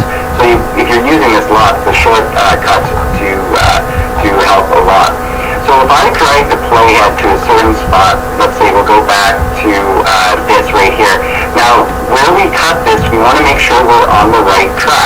want to be on this one, this is the one I want to cut. So if I was clicking down here, I'm on the audio one. So if I wanted to cut this, if I go ahead and click this, look at Playhead, I've just put a cut in here. Now I have some options here. What I can do is if I wanted this one, I can simply click on the clip that I cut out, hit the scissors, or I could hit delete, and you can see it just kind of got rid of that gap there. The other thing what I could do if I select it, if I hit the this minus remove from curve and slide, it will get rid of it too. So you have a couple different options. You could just delete. Sometimes the delete will leave the gap, but in this, if you didn't want to have the gap, so if up here, if I was clicking up here and I wanted to have, let's move my playhead over, I'm going to cut here, and I'm going to cut again just right here. So if I hit in the middle and hit delete, notice the gap is there. So to save some time, I'll just undo here. If you hit this minus, notice it gets rid of the gap and moves everything to the left. It closes it. That closes it too. So something you might save some time rather than dragging everything around. The snap tool here, when you're moving these different things, different clips around, the snap tool. So notice when I drag around, it just floats over top really easily. If I want to snap to the end of a certain one, if you use the snap tool, you can see it's on now.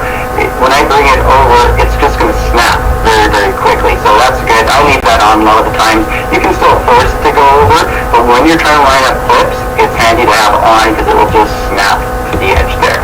I'm just going to undo here to get back, so I want to show you another thing, some basic editing here. So I've showed you how to do some trimming, so we've split and we've cut. The other thing you can change is duration, so how fast the clip is. So if I look at this intro, I'm just going to drag it down, it's really slow. So this intro is around 10 seconds right now, and I usually only play it at about 3 seconds. Okay, so if I click on the clip, and I make sure I use my properties, and make sure you, this is where you can attributes very, very quickly here. Let's make sure I have properties on here. Click on properties, and notice we have speed right here. It says 10 seconds is the total duration of this clip, but if I change the speed rate, so if I wanted to go faster here, I'm going to put this to just 3 times here, and I'll hit enter, and you can see how it shorten the clip. If I just click in front, I'll hit play, and you can see it's much faster here. So if you're adding, make sure if you're playing with the properties, click on the clip that you're working on, and the properties will connect to it, so you can make that quick adjustment of speed here. So let's go on to the next section. We're showing you some more things how to change up your video. Alright, now I'm going to show you how to do some transitions. I'm trying to read all this. Bring it up a little bit, so it's a little better visually. Bring in one of my tracks, just drag it right down, let it create a video track here. Now I'm going to need a second clip. I'm going to do a transition between these 2 clips. Here's the circle one, bring it down right to here. Notice there's a gap right here. I'm just going to bring it closer like this. So right now it just would play from one clip to the other. If I hit play, it just jumps back and forth. If I drag them over top of each other, notice it creates this. This is the transition. So the transition, if I play this again, I'll hit play, you can see a transition between the nice smooth cross dissolve on it. I can change the length if I wanted that to be a shorter amount of time. You can see how I can change the duration to it like so. You can adjust the transition to pick a different one. If I click on the transition here and go up to properties, now use properties here on all the clips and different things to make adjustments. You see where it says video and dissolve? Right here, I can pick different transitions. So I can go ahead and let's say if I wanted barn door vertical, if I pick it, now if I hit play, I have barn door vertical. So you get really easy to change, and you have a few other different options to play with to add transitions. Now one problem that happens sometimes is, I'm just going to go back a few steps. If you try to just drag it over top, notice there's a gap here. If I try to drag it right over top, it just snaps back. It doesn't allow me to do it. You have to remove the gaps first before you can do the transition. So if it's the green area right here, if I right click and hit remove, I can drag over top and the transition is created on it. So just something to remember if you're having troubles with that snapping back, just to remove the gap first on it here.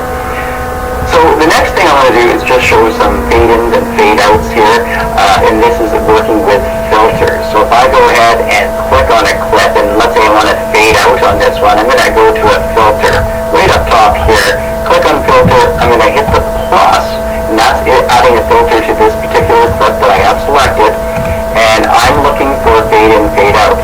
All these ones with the stars right now are my favorites, so you can see the star favorites. These are all of them right here. I happen to have the star, the fade in, fade out, audio and video right here in my favorites.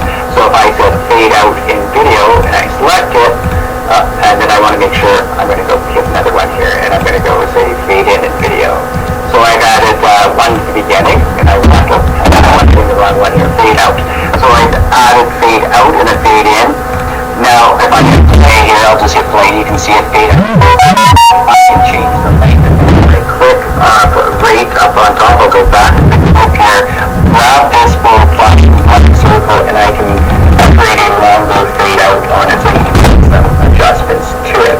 The other thing to just make sure you can do the same thing to audio with those clips like I had before. If you just bring your audio down below, you can add the filters through here. So we're going to go on and do a little bit more with text now and some other special effects inside Shotcut here. When you add text in Shotcut, you're going to need to add it to a clip. So for instance, this one right here, I'm going to click on this clip. It's going to be under the filters, so I'm going to make sure I have filters on, and then hit the plus. Now I have it again, usually I keep it in my favorites here, so I'm going to look for text. If not, click over here, and then we're going to go insert text. This is right here at the beginning. It was my favorites, I just didn't see it. So I click on text. Now at this point I can type something, so I'm just going to type something right here. So let's say example here. So I'm going to click off of it, so make sure I'm over top. You got to make sure my playhead moved there, so I'm going to be on top of here. So you can see how it says example. I'm just going to stretch this window so I can see a little bit more of all the information. Remember again how your windows can be moved around to be able to see things better for you to work. So you can see I've moved the word example. Here it is right here. I can grab the corners. If I wanted it smaller, you can see, and then grab the circle, I can move it around in different places. When I do that, if you notice over here, the numbers are changing. So I put the numbers in over here to move it, or I can adjust it here by kind of eyeing it and getting it to the size that I would like. We have, from our font, you can see how I can pick some different colors. I also have an outline. Right now the thickness is 0, so that's maybe a white. I'm going to increase the thickness here, and you can see as I increase it, you can see it more on it. Again, font style, if you wanted a different one to go through, and I showed you position on it. So now the thing is that that font is attached to that clip.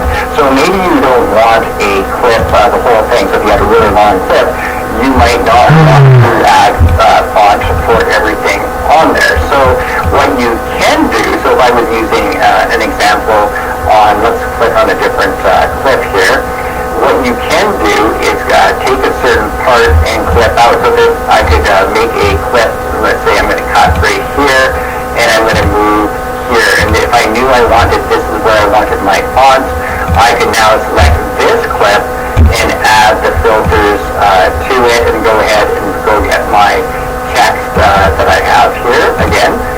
And now I'm just adding it to that one clip. So you could select a certain part, trim it, or cut it out, and then just have the text appear on it. So I'll just take example here again for you, and make sure it's at the top so you can see it. Now, if I go over top of it here and hit play, you can see it's only going to show that duration of it. So that's when you go ahead and add some text to your screen, to your different clips in Shotcut. And now I'm going to move on and work with some special effects with green screen and just adding some other filters to it. So let's work with special effects now. I'm going to just drag this circle video down into a track here so it creates one. I'll start by just having an effect to it. So I make sure it's clicked on. I go up to my filters and hit the plus, and I'll just start with a blur. So if I go to my blur, I'll make sure I go to them all. My blur is right here, so I'll list those as favorite. Click on it. Now I can add some blur by adjusting these here, so you can see the image becomes more blurry as I adjust these here. Now if I go ahead and hit play, you can see the adjustments that it's made through adding the blur. Now what you can also do is you can add multiple effects to the same clip. So if I go to, if I wanted to go to brightness now and make an adjustment, now as you can see, I can click off the blur and only the brightness there, or vice versa on it here. So if you hit play, you get to see both of them. Remember how when I worked with the text, you can cut out a certain part of it, so if you wanted to add the effects, you can just trim it, or just cut on each side and add the effects to that one little piece here. So let's continue, and I want to do one more effect before we get to exporting, and that's just using green screen or chroma key in this one. So I'm going to insert, let's just go back to my playlist. I'm just going to bring down this right here. So I've got this down in the track. I'm going to insert a brand new video track just on top. I'm going to bring down my chickens that I use a lot in my videos for green screen. So you can see the chickens here. If I hit play, it's a video, and I need to get rid of the green so that it looks like they're on the beach. So what I do here is make sure I have this one selected, go up to my filters, hit the plus, and I'm looking this time for chroma key. You can see chroma key advanced. I'm going to use this one, has more options. And I'm going to pick pick a color, and I'm just going to go over to near the chickens and click, and the background is gone. So you can see there's some adjustments that could be made. You can play through here and make some adjustments. We'll clean it up a little bit more and more, and just take some time of it to get it as good as you can. Now you can keep adding more effects to this. If I go to my size, if I wanted to go to size and position, if I wanted to take those chickens and move them, make them smaller, and maybe move them over to a certain spot, now you can see if I hit play, they're on the beach eating here. This, as soon as I click off it, this would be here too. So that's just using chroma key and a few different effects on it here. Remember with overlays that you can make the video smaller up top, so you can kind of do a picture-in-picture just by doing that size and transformation, moving it just like I did with the chickens. So let's say you get this video all finished, you want to export it, maybe bring it over to YouTube. Let's take a look at the finishing touches to get this video all done. Okay, let's say this was the finished movie here, and I know it's not very good, but for an example, we'll say it's the final thing that I want to upload and put out as a file. So I'm going to hit export right up here, and when I hit export, you can see that there's some custom settings. You can go through and kind of look at maybe the specific settings that you need to maybe where you're going to be playing it from or uploading it to. So these are all presets that you can pick. As you pick any of these, it will show you right through here. So at any time though, you can go through, you can see with different resolutions and how you can change it with aspect ratio. Mine I keep at least 1920 by 1080p on it. So when you get everything set up, you can see where you want to export from, or the timeline down below. So I go through and select that for this one, in the case of the project that I was working. When you have it all done, hit export file. You're going to pick a place where you want it. So if I wanted to go back into that file, I'll give it a name. I'll just call this finish, and I'll hit save. So now it's exporting that movie, and it wouldn't take very long to export it. And then we'd have it done, and then you can go through and upload. So if you're logging into YouTube, you could just drag and drop it into your upload feature with YouTube, or grab it. You can see over on the right hand side as it's going through and processing it, but that's going to be your final step. So I hope you liked this video today. I do these weekly tech tips. I've been focusing a lot on the free editors. I'm going to start looking at some maybe free screencasting apps here also right away. So if you're interested in all this stuff with YouTube help, make sure you hit that subscribe button. I'll put out a lot more videos on it. So thanks for watching this week. If you have liked this, make sure you share the video. I'll talk to you next time. Have a good week.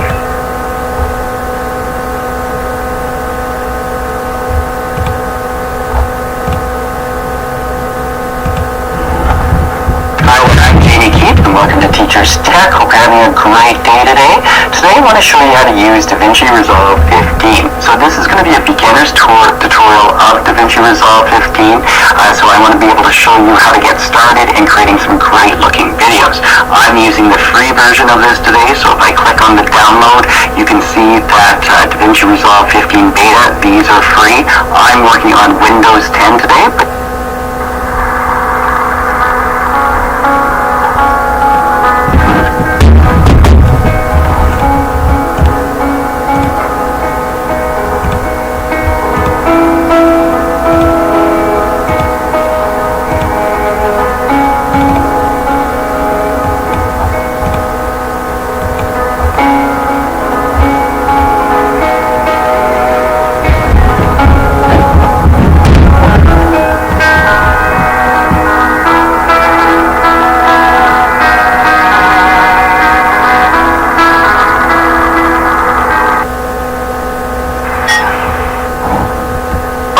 Resolve. So what I wanted to propose was that not only do we make sure that we look after Mr. Stanso, but that we arrange between us.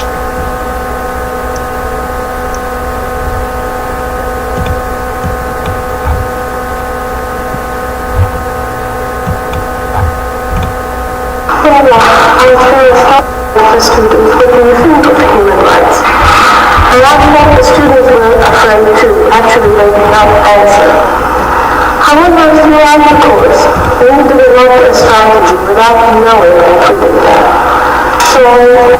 The Islamic Republic of Iran is an important regional player in the Caucasus and the Middle East.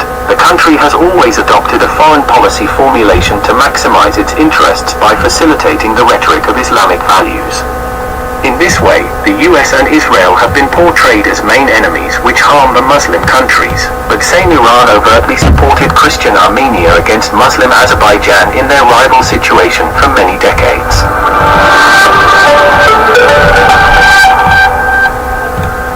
Iran adopted the identity of Islamic Republic after the Islamic Revolution in 1979. The country has changed its path from the Western-oriented one to a self-interested and pragmatist structure.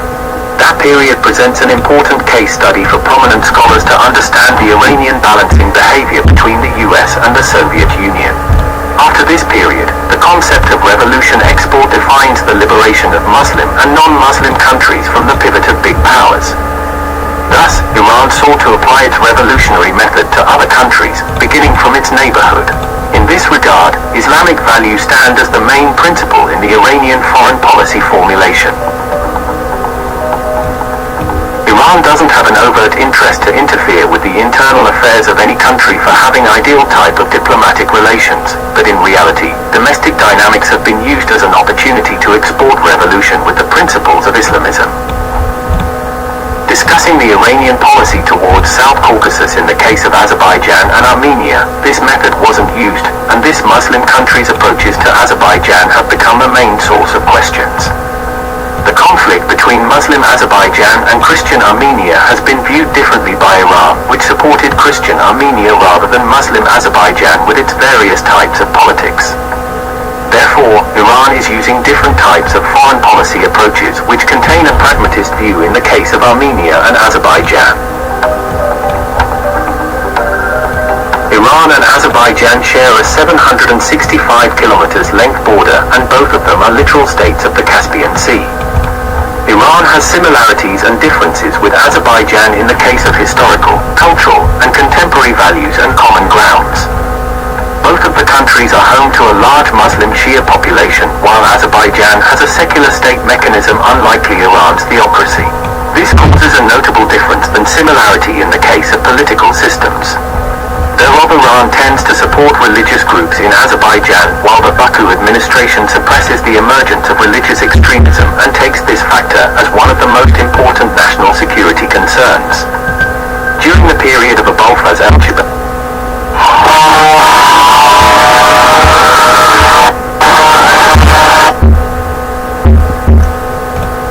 Welcome to Mutual of Omaha's Wild Kingdom. I'm Peter Brooks. Daily tea and coffee. Y'all knew I wasn't gonna miss this one. When Megan dropped her beloved little car at the mechanic, she thought it was... The first, that mutual protection racket is over and good. No more will the Morrison government stop protecting the lethally incompetent Victorian government that is putting all Australia in danger of public spars. Now, these two governments had a deal. So it seemed to me. I won't criticise you if you won't criticise me. Well, that today ended as the Prime Minister, the Health Minister and the Treasurer all attacked the terrible, tragic blunders of Victoria's Andrews government. For the Prime Minister, I got to admit this was part politics, just shifting the blame for his own government's failure to properly protect our nursing homes. Most of this were there. Shifting it instead to Victoria. And we deeply regret the terrible events that have occurred to those individuals. What it reminds us of is that in the vast majority of cases, that the plans that have been put in place have been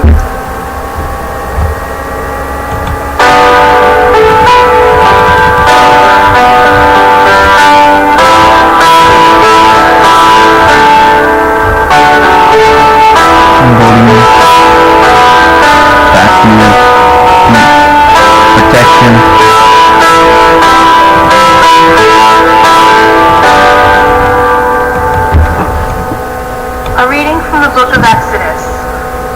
Thus says the Lord, you shall not molest or oppress an alien, for you were once aliens yourselves in the land of Egypt. You shall not wrong any widow or orphan. If ever you wrong them, and they cry out to me, I will surely hear their cry. My wrath will flare up, and I will kill you with the sword. Then your own wives will be widows, and your children orphans. If you lend money to one of your poor neighbors among my people, you shall not act like an extortioner toward him by demanding interest from him. If you take your neighbor's cloak as a pledge, you shall return it to him before sunset. For this cloak of his is the only covering he has for his body. What else has he to sleep in? If he cries out to me, I will hear him, for I am compassionate. The word of the Lord. Thanks be to God.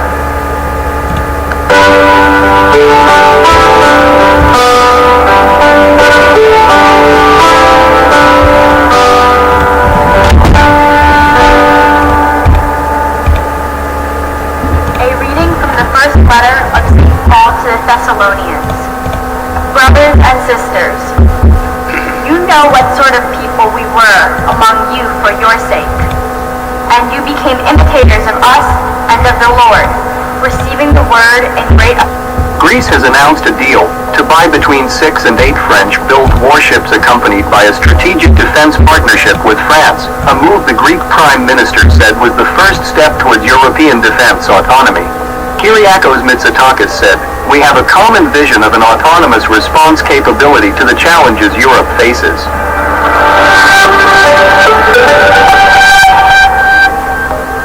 The French President Emmanuel Macron said, Europeans must come out of their naivety, describing the pact as part of a deeper strategic partnership between the two nations to defend shared interests in the Mediterranean. He said, when we are under pressure showing that we also have power and the capacity to defend ourselves is simply making ourselves be respected. The agreement was not only a sign of confidence in French production, but an audacious first step towards European strategic autonomy, he said. Under the terms of the deal, which Greek media are reporting to be worth €5 billion, France will deliver 3 Bulhara frigates to Greece by 2025, with the option of a 4th warship also on offer, seeing off tenders from the UK and other NATO countries.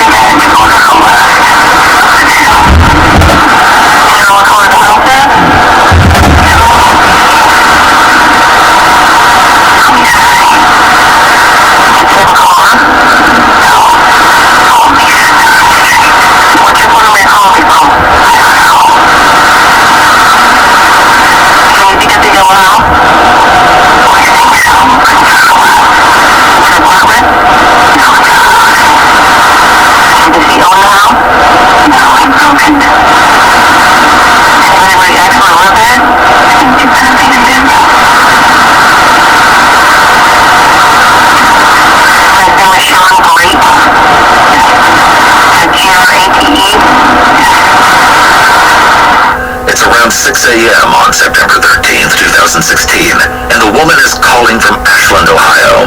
Because of the nature of the crimes she endured, her identity is being kept private, and we will refer to her only as Jane Doe.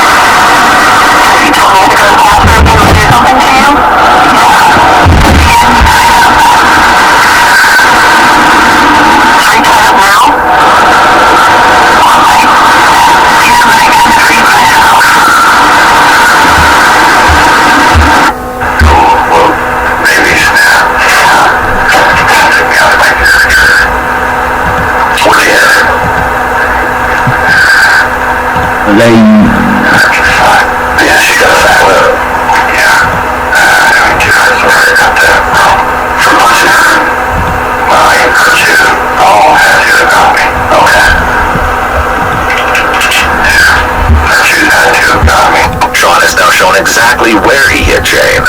So when did this happen? Okay, and you didn't know any posture? Well, yeah. It's fine. Jane, I didn't know that. Don't be afraid. Okay, now, we talked about honesty earlier. Okay. I mean, she's saying that she didn't want to have so that you punched her. She may not have wanted to have like afterwards. After what? How many times did you have? A few times.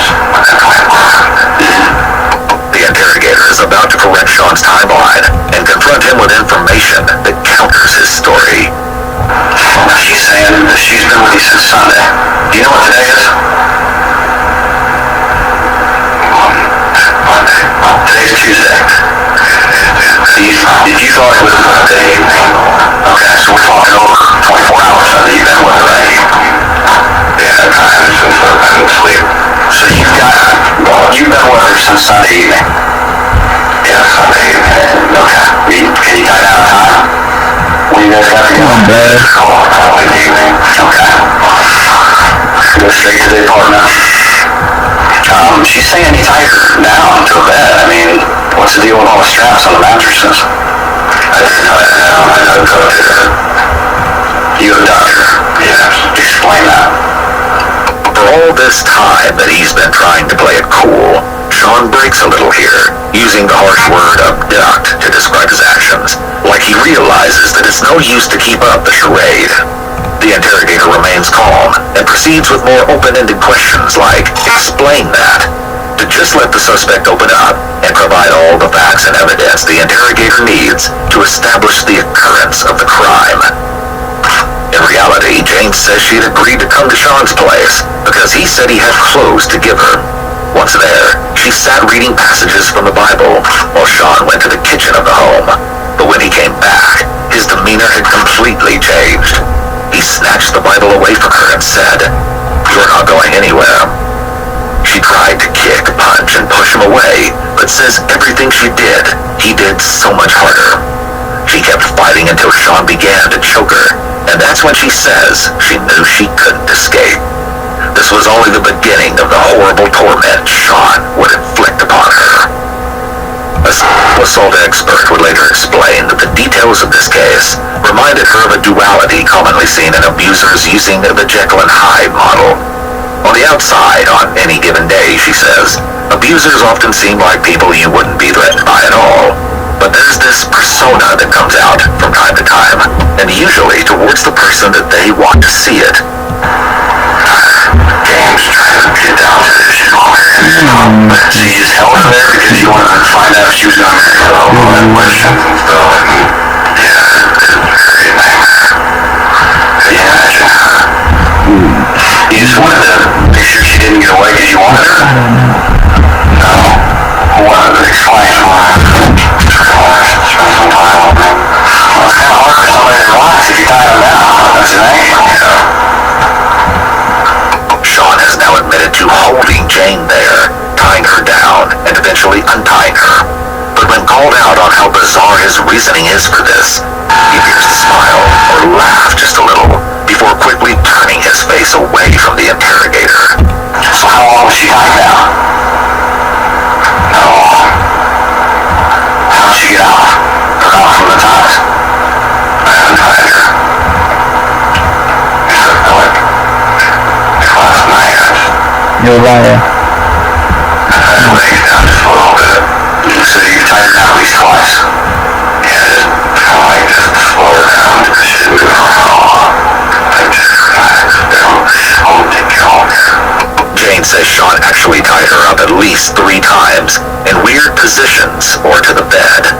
He was even so despicable as to shave a heart into her pubic hair. A restraint was placed around her neck at one time, and she was threatened not to move or she'd strangle herself. How many times did you put her when you tied her down? Oh, I said, put her tied down. Now, she's telling us something different. I mean, she was never tied down. No, I had put her. The investigator goes on to ask Sean how he got in the abandoned home in the first place, establishing facts for breaking and entering, which is likely another charge that the DA will add to the criminal case. But Sean suddenly changes the topic to interject with this repeated denial.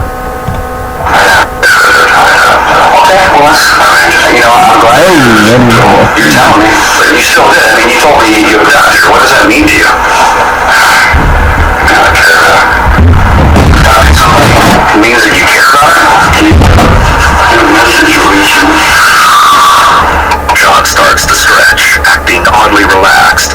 Likely, the interrogator's own relaxed nature is being imprinted on Sean. It's also possible that at this point, Sean realizes he has no way to defend his actions and is slowly starting to accept the severity of the crime. You're going over her apartment. Why do you have to get out of her apartment? She likes to stay and hide. Does she live with anybody? She stays in and hides. Kind of like a long time. Are you religious? Yeah, I believe in Jesus Christ. Sean speaks with a lowered head while addressing religion and sin. This may be an indicator of remorse, but without other body language to go off of, I'd say it's more likely a lie. Sean being strangely judgmental of people and thinking he knows what is best for them is a common thread that will come up again many times.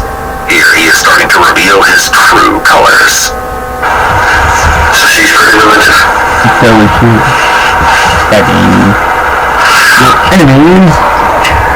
Aha! The Potato Farm Library.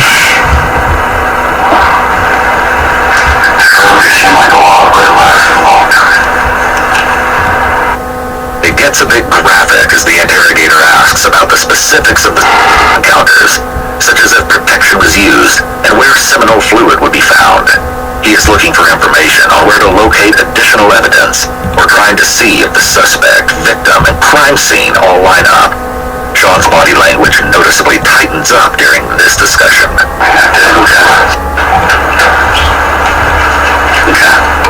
It's interesting how Sean walks back his story now. Before he claimed they had intercourse multiple times, now it seems he's making it out to be only once. How many times did you have? Oh. It ended up being a few times at that point. Now the interrogator is going to start prying into who else in the area Sean knows. He's fishing for a specific person, and it is obvious by how many times Sean dodges the question that he doesn't want to give a straight answer.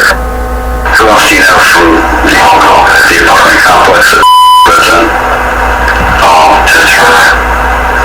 Pretty much. Who else do you know? That John guy. How many friends you know? That's on the other day. Who's that? After letting Sean ramble for a while, the interrogator comes right out with what he's really asking. Now, the patrol guys are saying you know Elizabeth. What's up, dude? Elizabeth. Operation Yeah, one time outside. I guess I did. Well, I talked to a few people out there, but that was just like a moment. Like some Batman. Elizabeth come outside, talk to us. What is this, bro? What are you? Elizabeth, chilling, blonde hair, big blonde hair, big girl, okay. Do you know her last name? No. Griffith. Someone else there. Elizabeth Griffith, a 29-year-old local woman, went missing. Friends say Elizabeth was outgoing and friendly, spending much of her time at church or the Croc Center. She was happy, always singing wherever she went, and a compassionate person you could count on to lend a helping hand. But Elizabeth suffered from mental health problems, and her therapist who oversaw her day-to-day needs says she suffered from paranoid schizophrenia with mania. She would call a community mental health line about every other night, as she would frequently have both auditory and visual hallucinations. At one point, it even escalated to the point that she put kerosene on her head and set her hair on fire. Elizabeth clearly needed frequent and regular help, and the counselors knew her well, but one day, she started missing appointments. She last called in on August 15th. On September 7th, her apartment was checked out by her therapist and a caseworker, and she was nowhere to be found. But her therapist knew her habits like the back of her hand, and felt in her gut something was very wrong. When did you see her? When did you meet her? Oh, she's been probably 2 months ago when I first seen her. I talked to her. You're playing with Batman. And now play Batman again, and I've seen her go in and talk to the neighbors. Did you ever hook up with her? Did you ever try to? Knowing Sean's motive in Jane's case, the interrogator pointedly asks Sean questions to gauge if he had a physical interest in Elizabeth. No, not like that. Not like that, no. Oh, she's not like that. Hooked up with her. How do you see her? Just trying to find a way. No, maybe I'm just trying to, I don't know. She told me constantly, just for like 20 minutes while I'm like Batman. What's she talking about? The mental hospital and stuff that she's dealing with. Yeah, she had some issues. She's in this one. That's what I heard. Sean has admitted he was aware of Elizabeth's disappearance. The interrogator is now setting aside the case with Jane and digging for more information on a possible additional crime related to Sean. The interrogator wants to know why and how Sean was already aware Elizabeth was missing. He sees a hole in Sean's story and presses a little more. How'd you hear that? Tracy, it's a Croc Center. Tracy. No. Don't you know? Okay. That's a fact.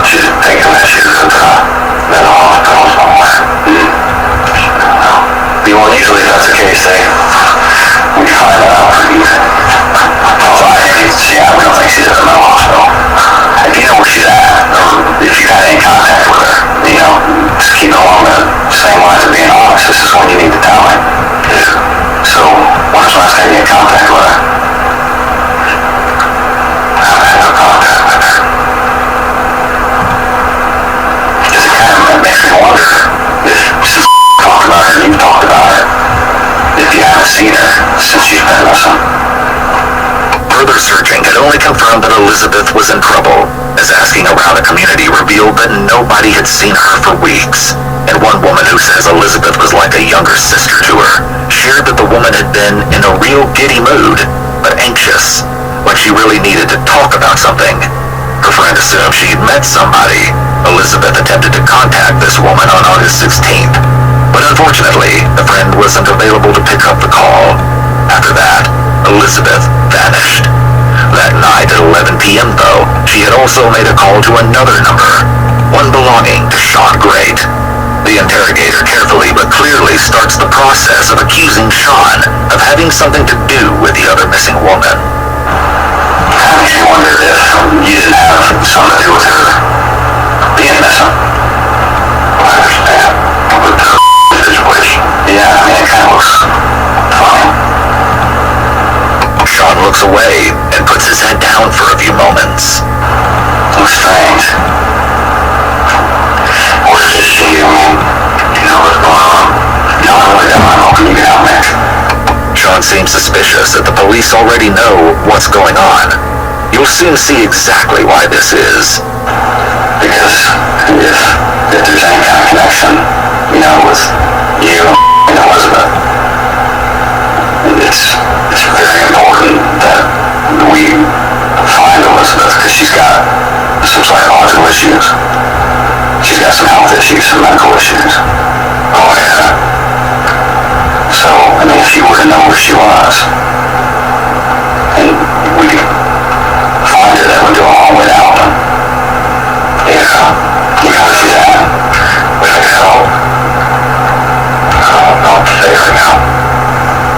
Well, I mean, you could go, but you could start by just continue to be honest. I mean, you know, you told me that you considered yourself that you abducted. Did you abduct Elizabeth the same way? No.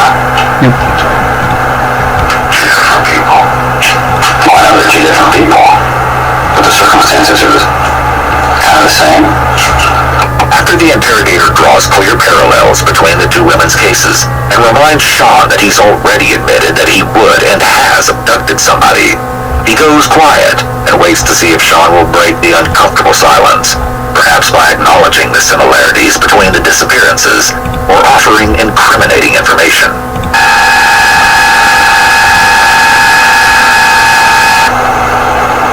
So how do you feel about what you did? Sean wasn't cracking, and so the interrogator tries a different tactic, dropping the topic of Elizabeth completely. This visibly relaxes Sean. However, he now has to directly think about his actions.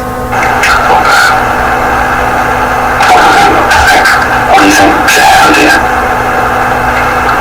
Prove yourself the way that you want. She would forgive me. Well, yeah, forgiveness is a big part of religion. Sean mentions forgiveness, but the interrogator quickly reminds him of religious faith, cueing him to think about doing the right thing. That's what I'm saying. You know, if you know anything about Elizabeth, Oh, that's fucking cool! What was the Freemasonry sign? it's a perfect time for us to The triangle, right? get to the bottom of it and see what we can salvage. The interrogator will now share for at least the second time that he thinks Sean had something to do with Elizabeth's disappearance. I think it's very possible he has something to do with Elizabeth. Oh, Elizabeth. Sean continues to look away, tense and hunched down when Elizabeth is brought up. He attempts to make himself smaller in these actions, in stark contrast to his wide, addy stretches earlier on. The His anxious Freemasonry response clearly indicates deception. Whether it's an attempt to withhold information or an indication of guilt remains to be seen.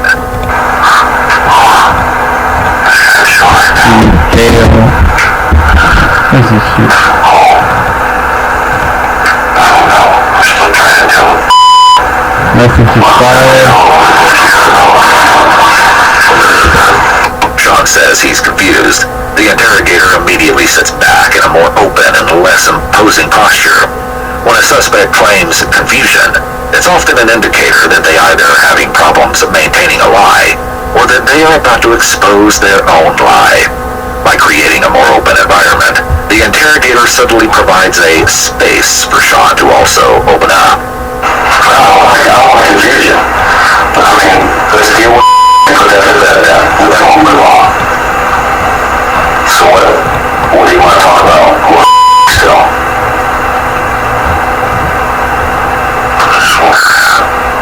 I don't know what was going to go on anytime.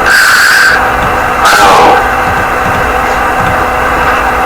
I'm just glad she's okay.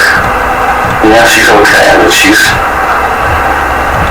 mentally, she's messed up physically. She's injured. I mean, you've got to cut off your fingers at one time.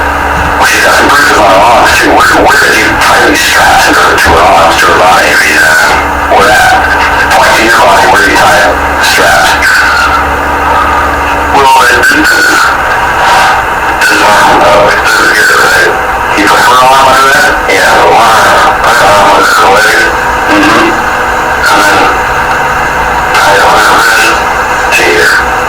At this point, the interrogator is building the story against Sean, asking about her physical injuries and specifically probing into the means and the methods Sean used to restrain Jane. Sean says he used a scarf and maybe a shirt to tie her down. So you tie her arm under her leg. Why that position? One time, she's not able to move. Did she tie it down to the mattress from the other side? So you left at some point. When was that?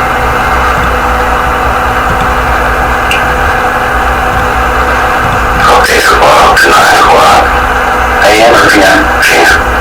On Sunday or Monday? Monday. So when you left, you tied her down to the mattress. Why? You'll notice that as the topic stays on Jane, Sean keeps his eye mostly on the interrogator. He's already on the hook for her case, so he has nothing left to hide at this point. Just for cigarettes. I just left for cigarettes. I came back and tied her. But why did you tie her when you left? So she couldn't leave. So she couldn't leave? Yeah. So what cigarettes did you smoke when you went to Monday night too? You bought the Marlboro Black 100s? The interrogator asks Sean his choice of cigarettes. Discarded butts can link a suspect to a crime scene and also establish DNA matches. So when you come back, you untie her from the bed, but you keep her arm tied under her leg? Dear Mr. Young, the Defense Intelligence Network. When she gets there Sunday evening, at what point do you initially tie her up when she wants to leave? The Air Force. You tie her up. Air Force investigation file, 3 days. She just picked her on Sunday. Okay, but at some point you said she wanted to leave, and you had to stop her from leaving. When did that happen? Yeah, I didn't tie her up. I just held her asked her help, like just hold each other. Held her. What we describe to hold her. Just lay down and hold each other. You mean hold her down on the mattress? Just right on my, she's right on my chest. I was just laid there. I mean, she might have cut it in. I don't like to do that. Well, I just wanted to hold her. Okay, you wanted to hold her, but she didn't want to be held. Is that what you're saying? She wanted to be held. Now, that's not what you just said. You said that she couldn't let it happen. Because she wanted it. You think she wanted it? The interrogator is re-establishing that Sean used force against Jane, but also poking holes in his timeline in order to clear up what happened and when. What are the You'll notice that his tone is getting increasingly combative the longer Sean refuses to be forthcoming. This may be a deliberate tactic that he's employing, since being nice hasn't pulled much out of Sean, or it may just be his genuine frustration showing through at Sean's attempts to justify what he did to Jane. Either way, it's going to backfire and make Sean shut down a bit. She told me she didn't want it. You admitted earlier she said she didn't want it. She said it doesn't want it, right? Okay, but that's telling me she doesn't want to have it, right? Yes. Okay. But you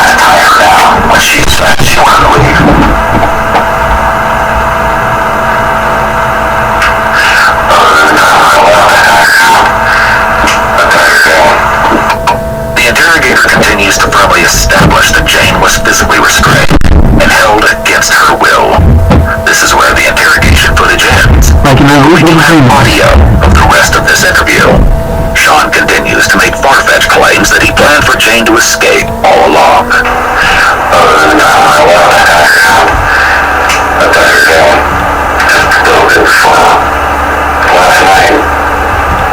Nothing goes which is good. That's the way I planned it. Barely tied her up.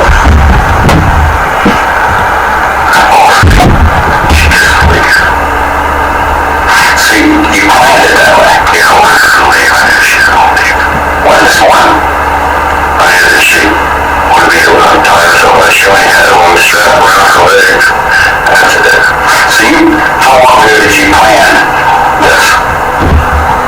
Just happened. Okay. The last night when you tied her up, the way you planned it, you explained that. Yeah, well, I couldn't be it. I told her, fall asleep, just leave. Did you think you worried about getting in trouble?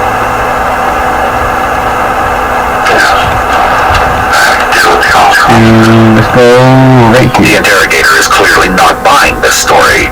Jane would later testify that she did have several conversations with Sean, where he promised he would let her go soon, but it never happened. What's more, she says she couldn't move at all without him jumping into reaction, that she did not eat anything the entire duration of her entrapment, and that she wasn't even allowed to go to the bathroom without Sean walking her there. With these details in mind, Sean's claims that he intended for Jane to get free are likely a ploy to make him look marginally better. However, the interrogator cuts him off and forces him to look at the fact that his actions indisputably meet the definitions of some very serious crimes, no matter how much he might try to reframe them. You know, you talked about you abducted her. You had sex with her against her will, too. Yes or no? Yeah. What do you call that? How many times do you think you were there? I thought that after the first time, I don't know what it was. After it against your will. Or she's just going with it. My guess is she wouldn't just go with it. We can already see Sean embodying the signs of a typical abuser. Enthusiastic consent means looking for the presence of a yes. But when Sean speculates that Jane may have just been going with it, it suggests he believes the absence of a no suffices. Did you enjoy it? What's that? You enjoyed it all the time? No, against her will. The first time may have been. The first time may have been against her will? The first time was, pretty much. So definitely you're telling me the first time was against her will? Okay, I'll just say it pretty much. Explain how that happened. Why do you think that was against her will the first time? Yes. She kept saying, no, it's not right, you know me, and so how did you make it against her will? Try to get talking to her, I touch her belly, like, standing up, like, trying to get on, you know, trying to tell myself into it, like, you just get close to her, you know, and that's when you're done, you know, we've got to move beyond that. Some psychological researchers have argued that assault is not about the enjoyment of the act itself, but more about dominating someone. While it certainly may be a combination of both for Sean, it seems that more than anything, Jane's pure virtue, strict boundaries, and strong aversion to premarital intercourse, unfortunately, felt like a challenge to him. Sean goes on to talk about where he's lived since arriving in town around June or July. He constructed a makeshift fort in the woods, and at one point broke into 2 campers where he stole valuables, and even lived in one while the owners were gone. He broke into a flea market, which is where he stole tasers, along with other property. He also took up residence in a former Hess and Clark building, which was supposed to be vacant, before breaking into the house he was apprehended at, which had electricity but no water. The interrogator asks what friends he's made while in the area, and Sean's response is sickening. Who you calling that over there?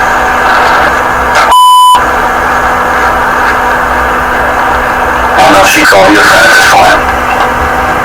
She's called, you know. I mean, honestly, she's yours for me, Sean's better for me. That's true. About the situation more than anything. Yeah. Still cares. No one.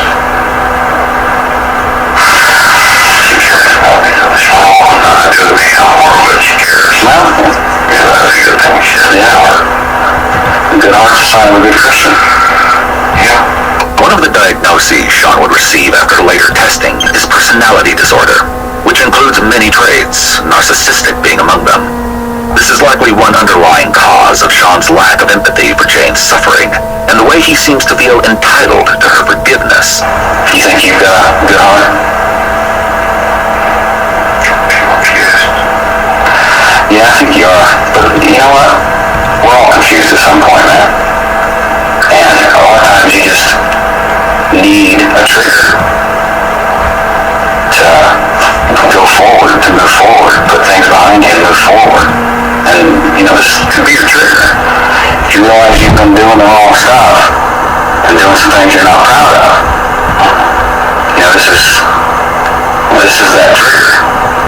The interrogator puts aside his own feelings about what Sean is saying in order to stay relatively positive, framing Sean's cooperation and honesty about his bad deeds as a sort of opportunity to repent. Now he will try to play off that to get more confession out of Sean. What else is going on that you're not proud of? Sean dodges the question by talking about how he's been struggling to keep a job. He worked briefly at a Save-A-Lot store. I had to keep a job for so long because eventually the police report's going to come back that I have a job here. I understand. I just started thinking like, dang, it's right on time for the police to come in and give me a phone call. Free time. What? So you don't want to keep a job for 3 weeks because you think the law is going to find you arrest you on the one? This is a situation not normal in the past, no. Sean has 3 kids. He was actually jailed at least once for not paying child support, and reports that he was in and out of jail between roughly 2005 to 2015. He became a drifter who roamed from place to place. Next, Sean says he's been stressed lately, and the interrogator asks him why. Just trying to get it right. Well, help me get it right. How are you going to help me get it right? You tell me. What do you need to get right? And I'll help you. Why don't you do that through prayer? Yeah. You can try that way. It's the only way. However, if you thought Sean was about to finally crack or express some form of sincere remorse for anything he's done, think again. Here's how he steers the topic. You tell me if I could have coffee or anything like that. You need something? What do you need? You want what? Can I have coffee?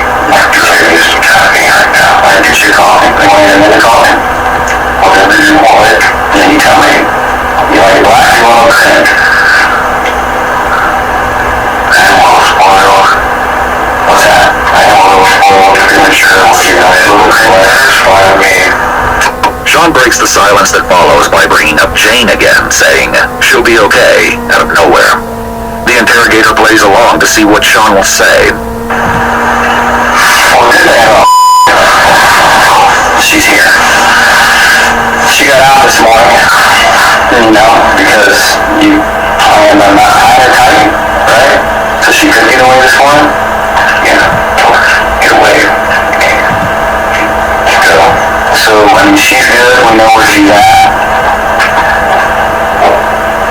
So, right anyway, it's good. Even though it might look different. I did actually connect it pretty good. Well, I don't know if she got any. I don't know if it's an accident. I mean, you get a close fist? Yeah, right on that knuckle. That's what people, that's what happens. I mean, that's the knuckle that you try to connect with when you throw a punch. I throw a few in my time, and that's what happens because that knuckle sticks out there. You don't make a fist and accidentally punch somebody. The interrogator is about to perfectly verbalize one of the signature traits of abusers: their tendency to deny or minimize the seriousness of their violence and its effect on the victim. Pay attention also to how Sean tries to paint the narrative that this was an isolated incident, which was out of character for him. It will will later become clear that this is very disingenuous. Well, don't try to minimize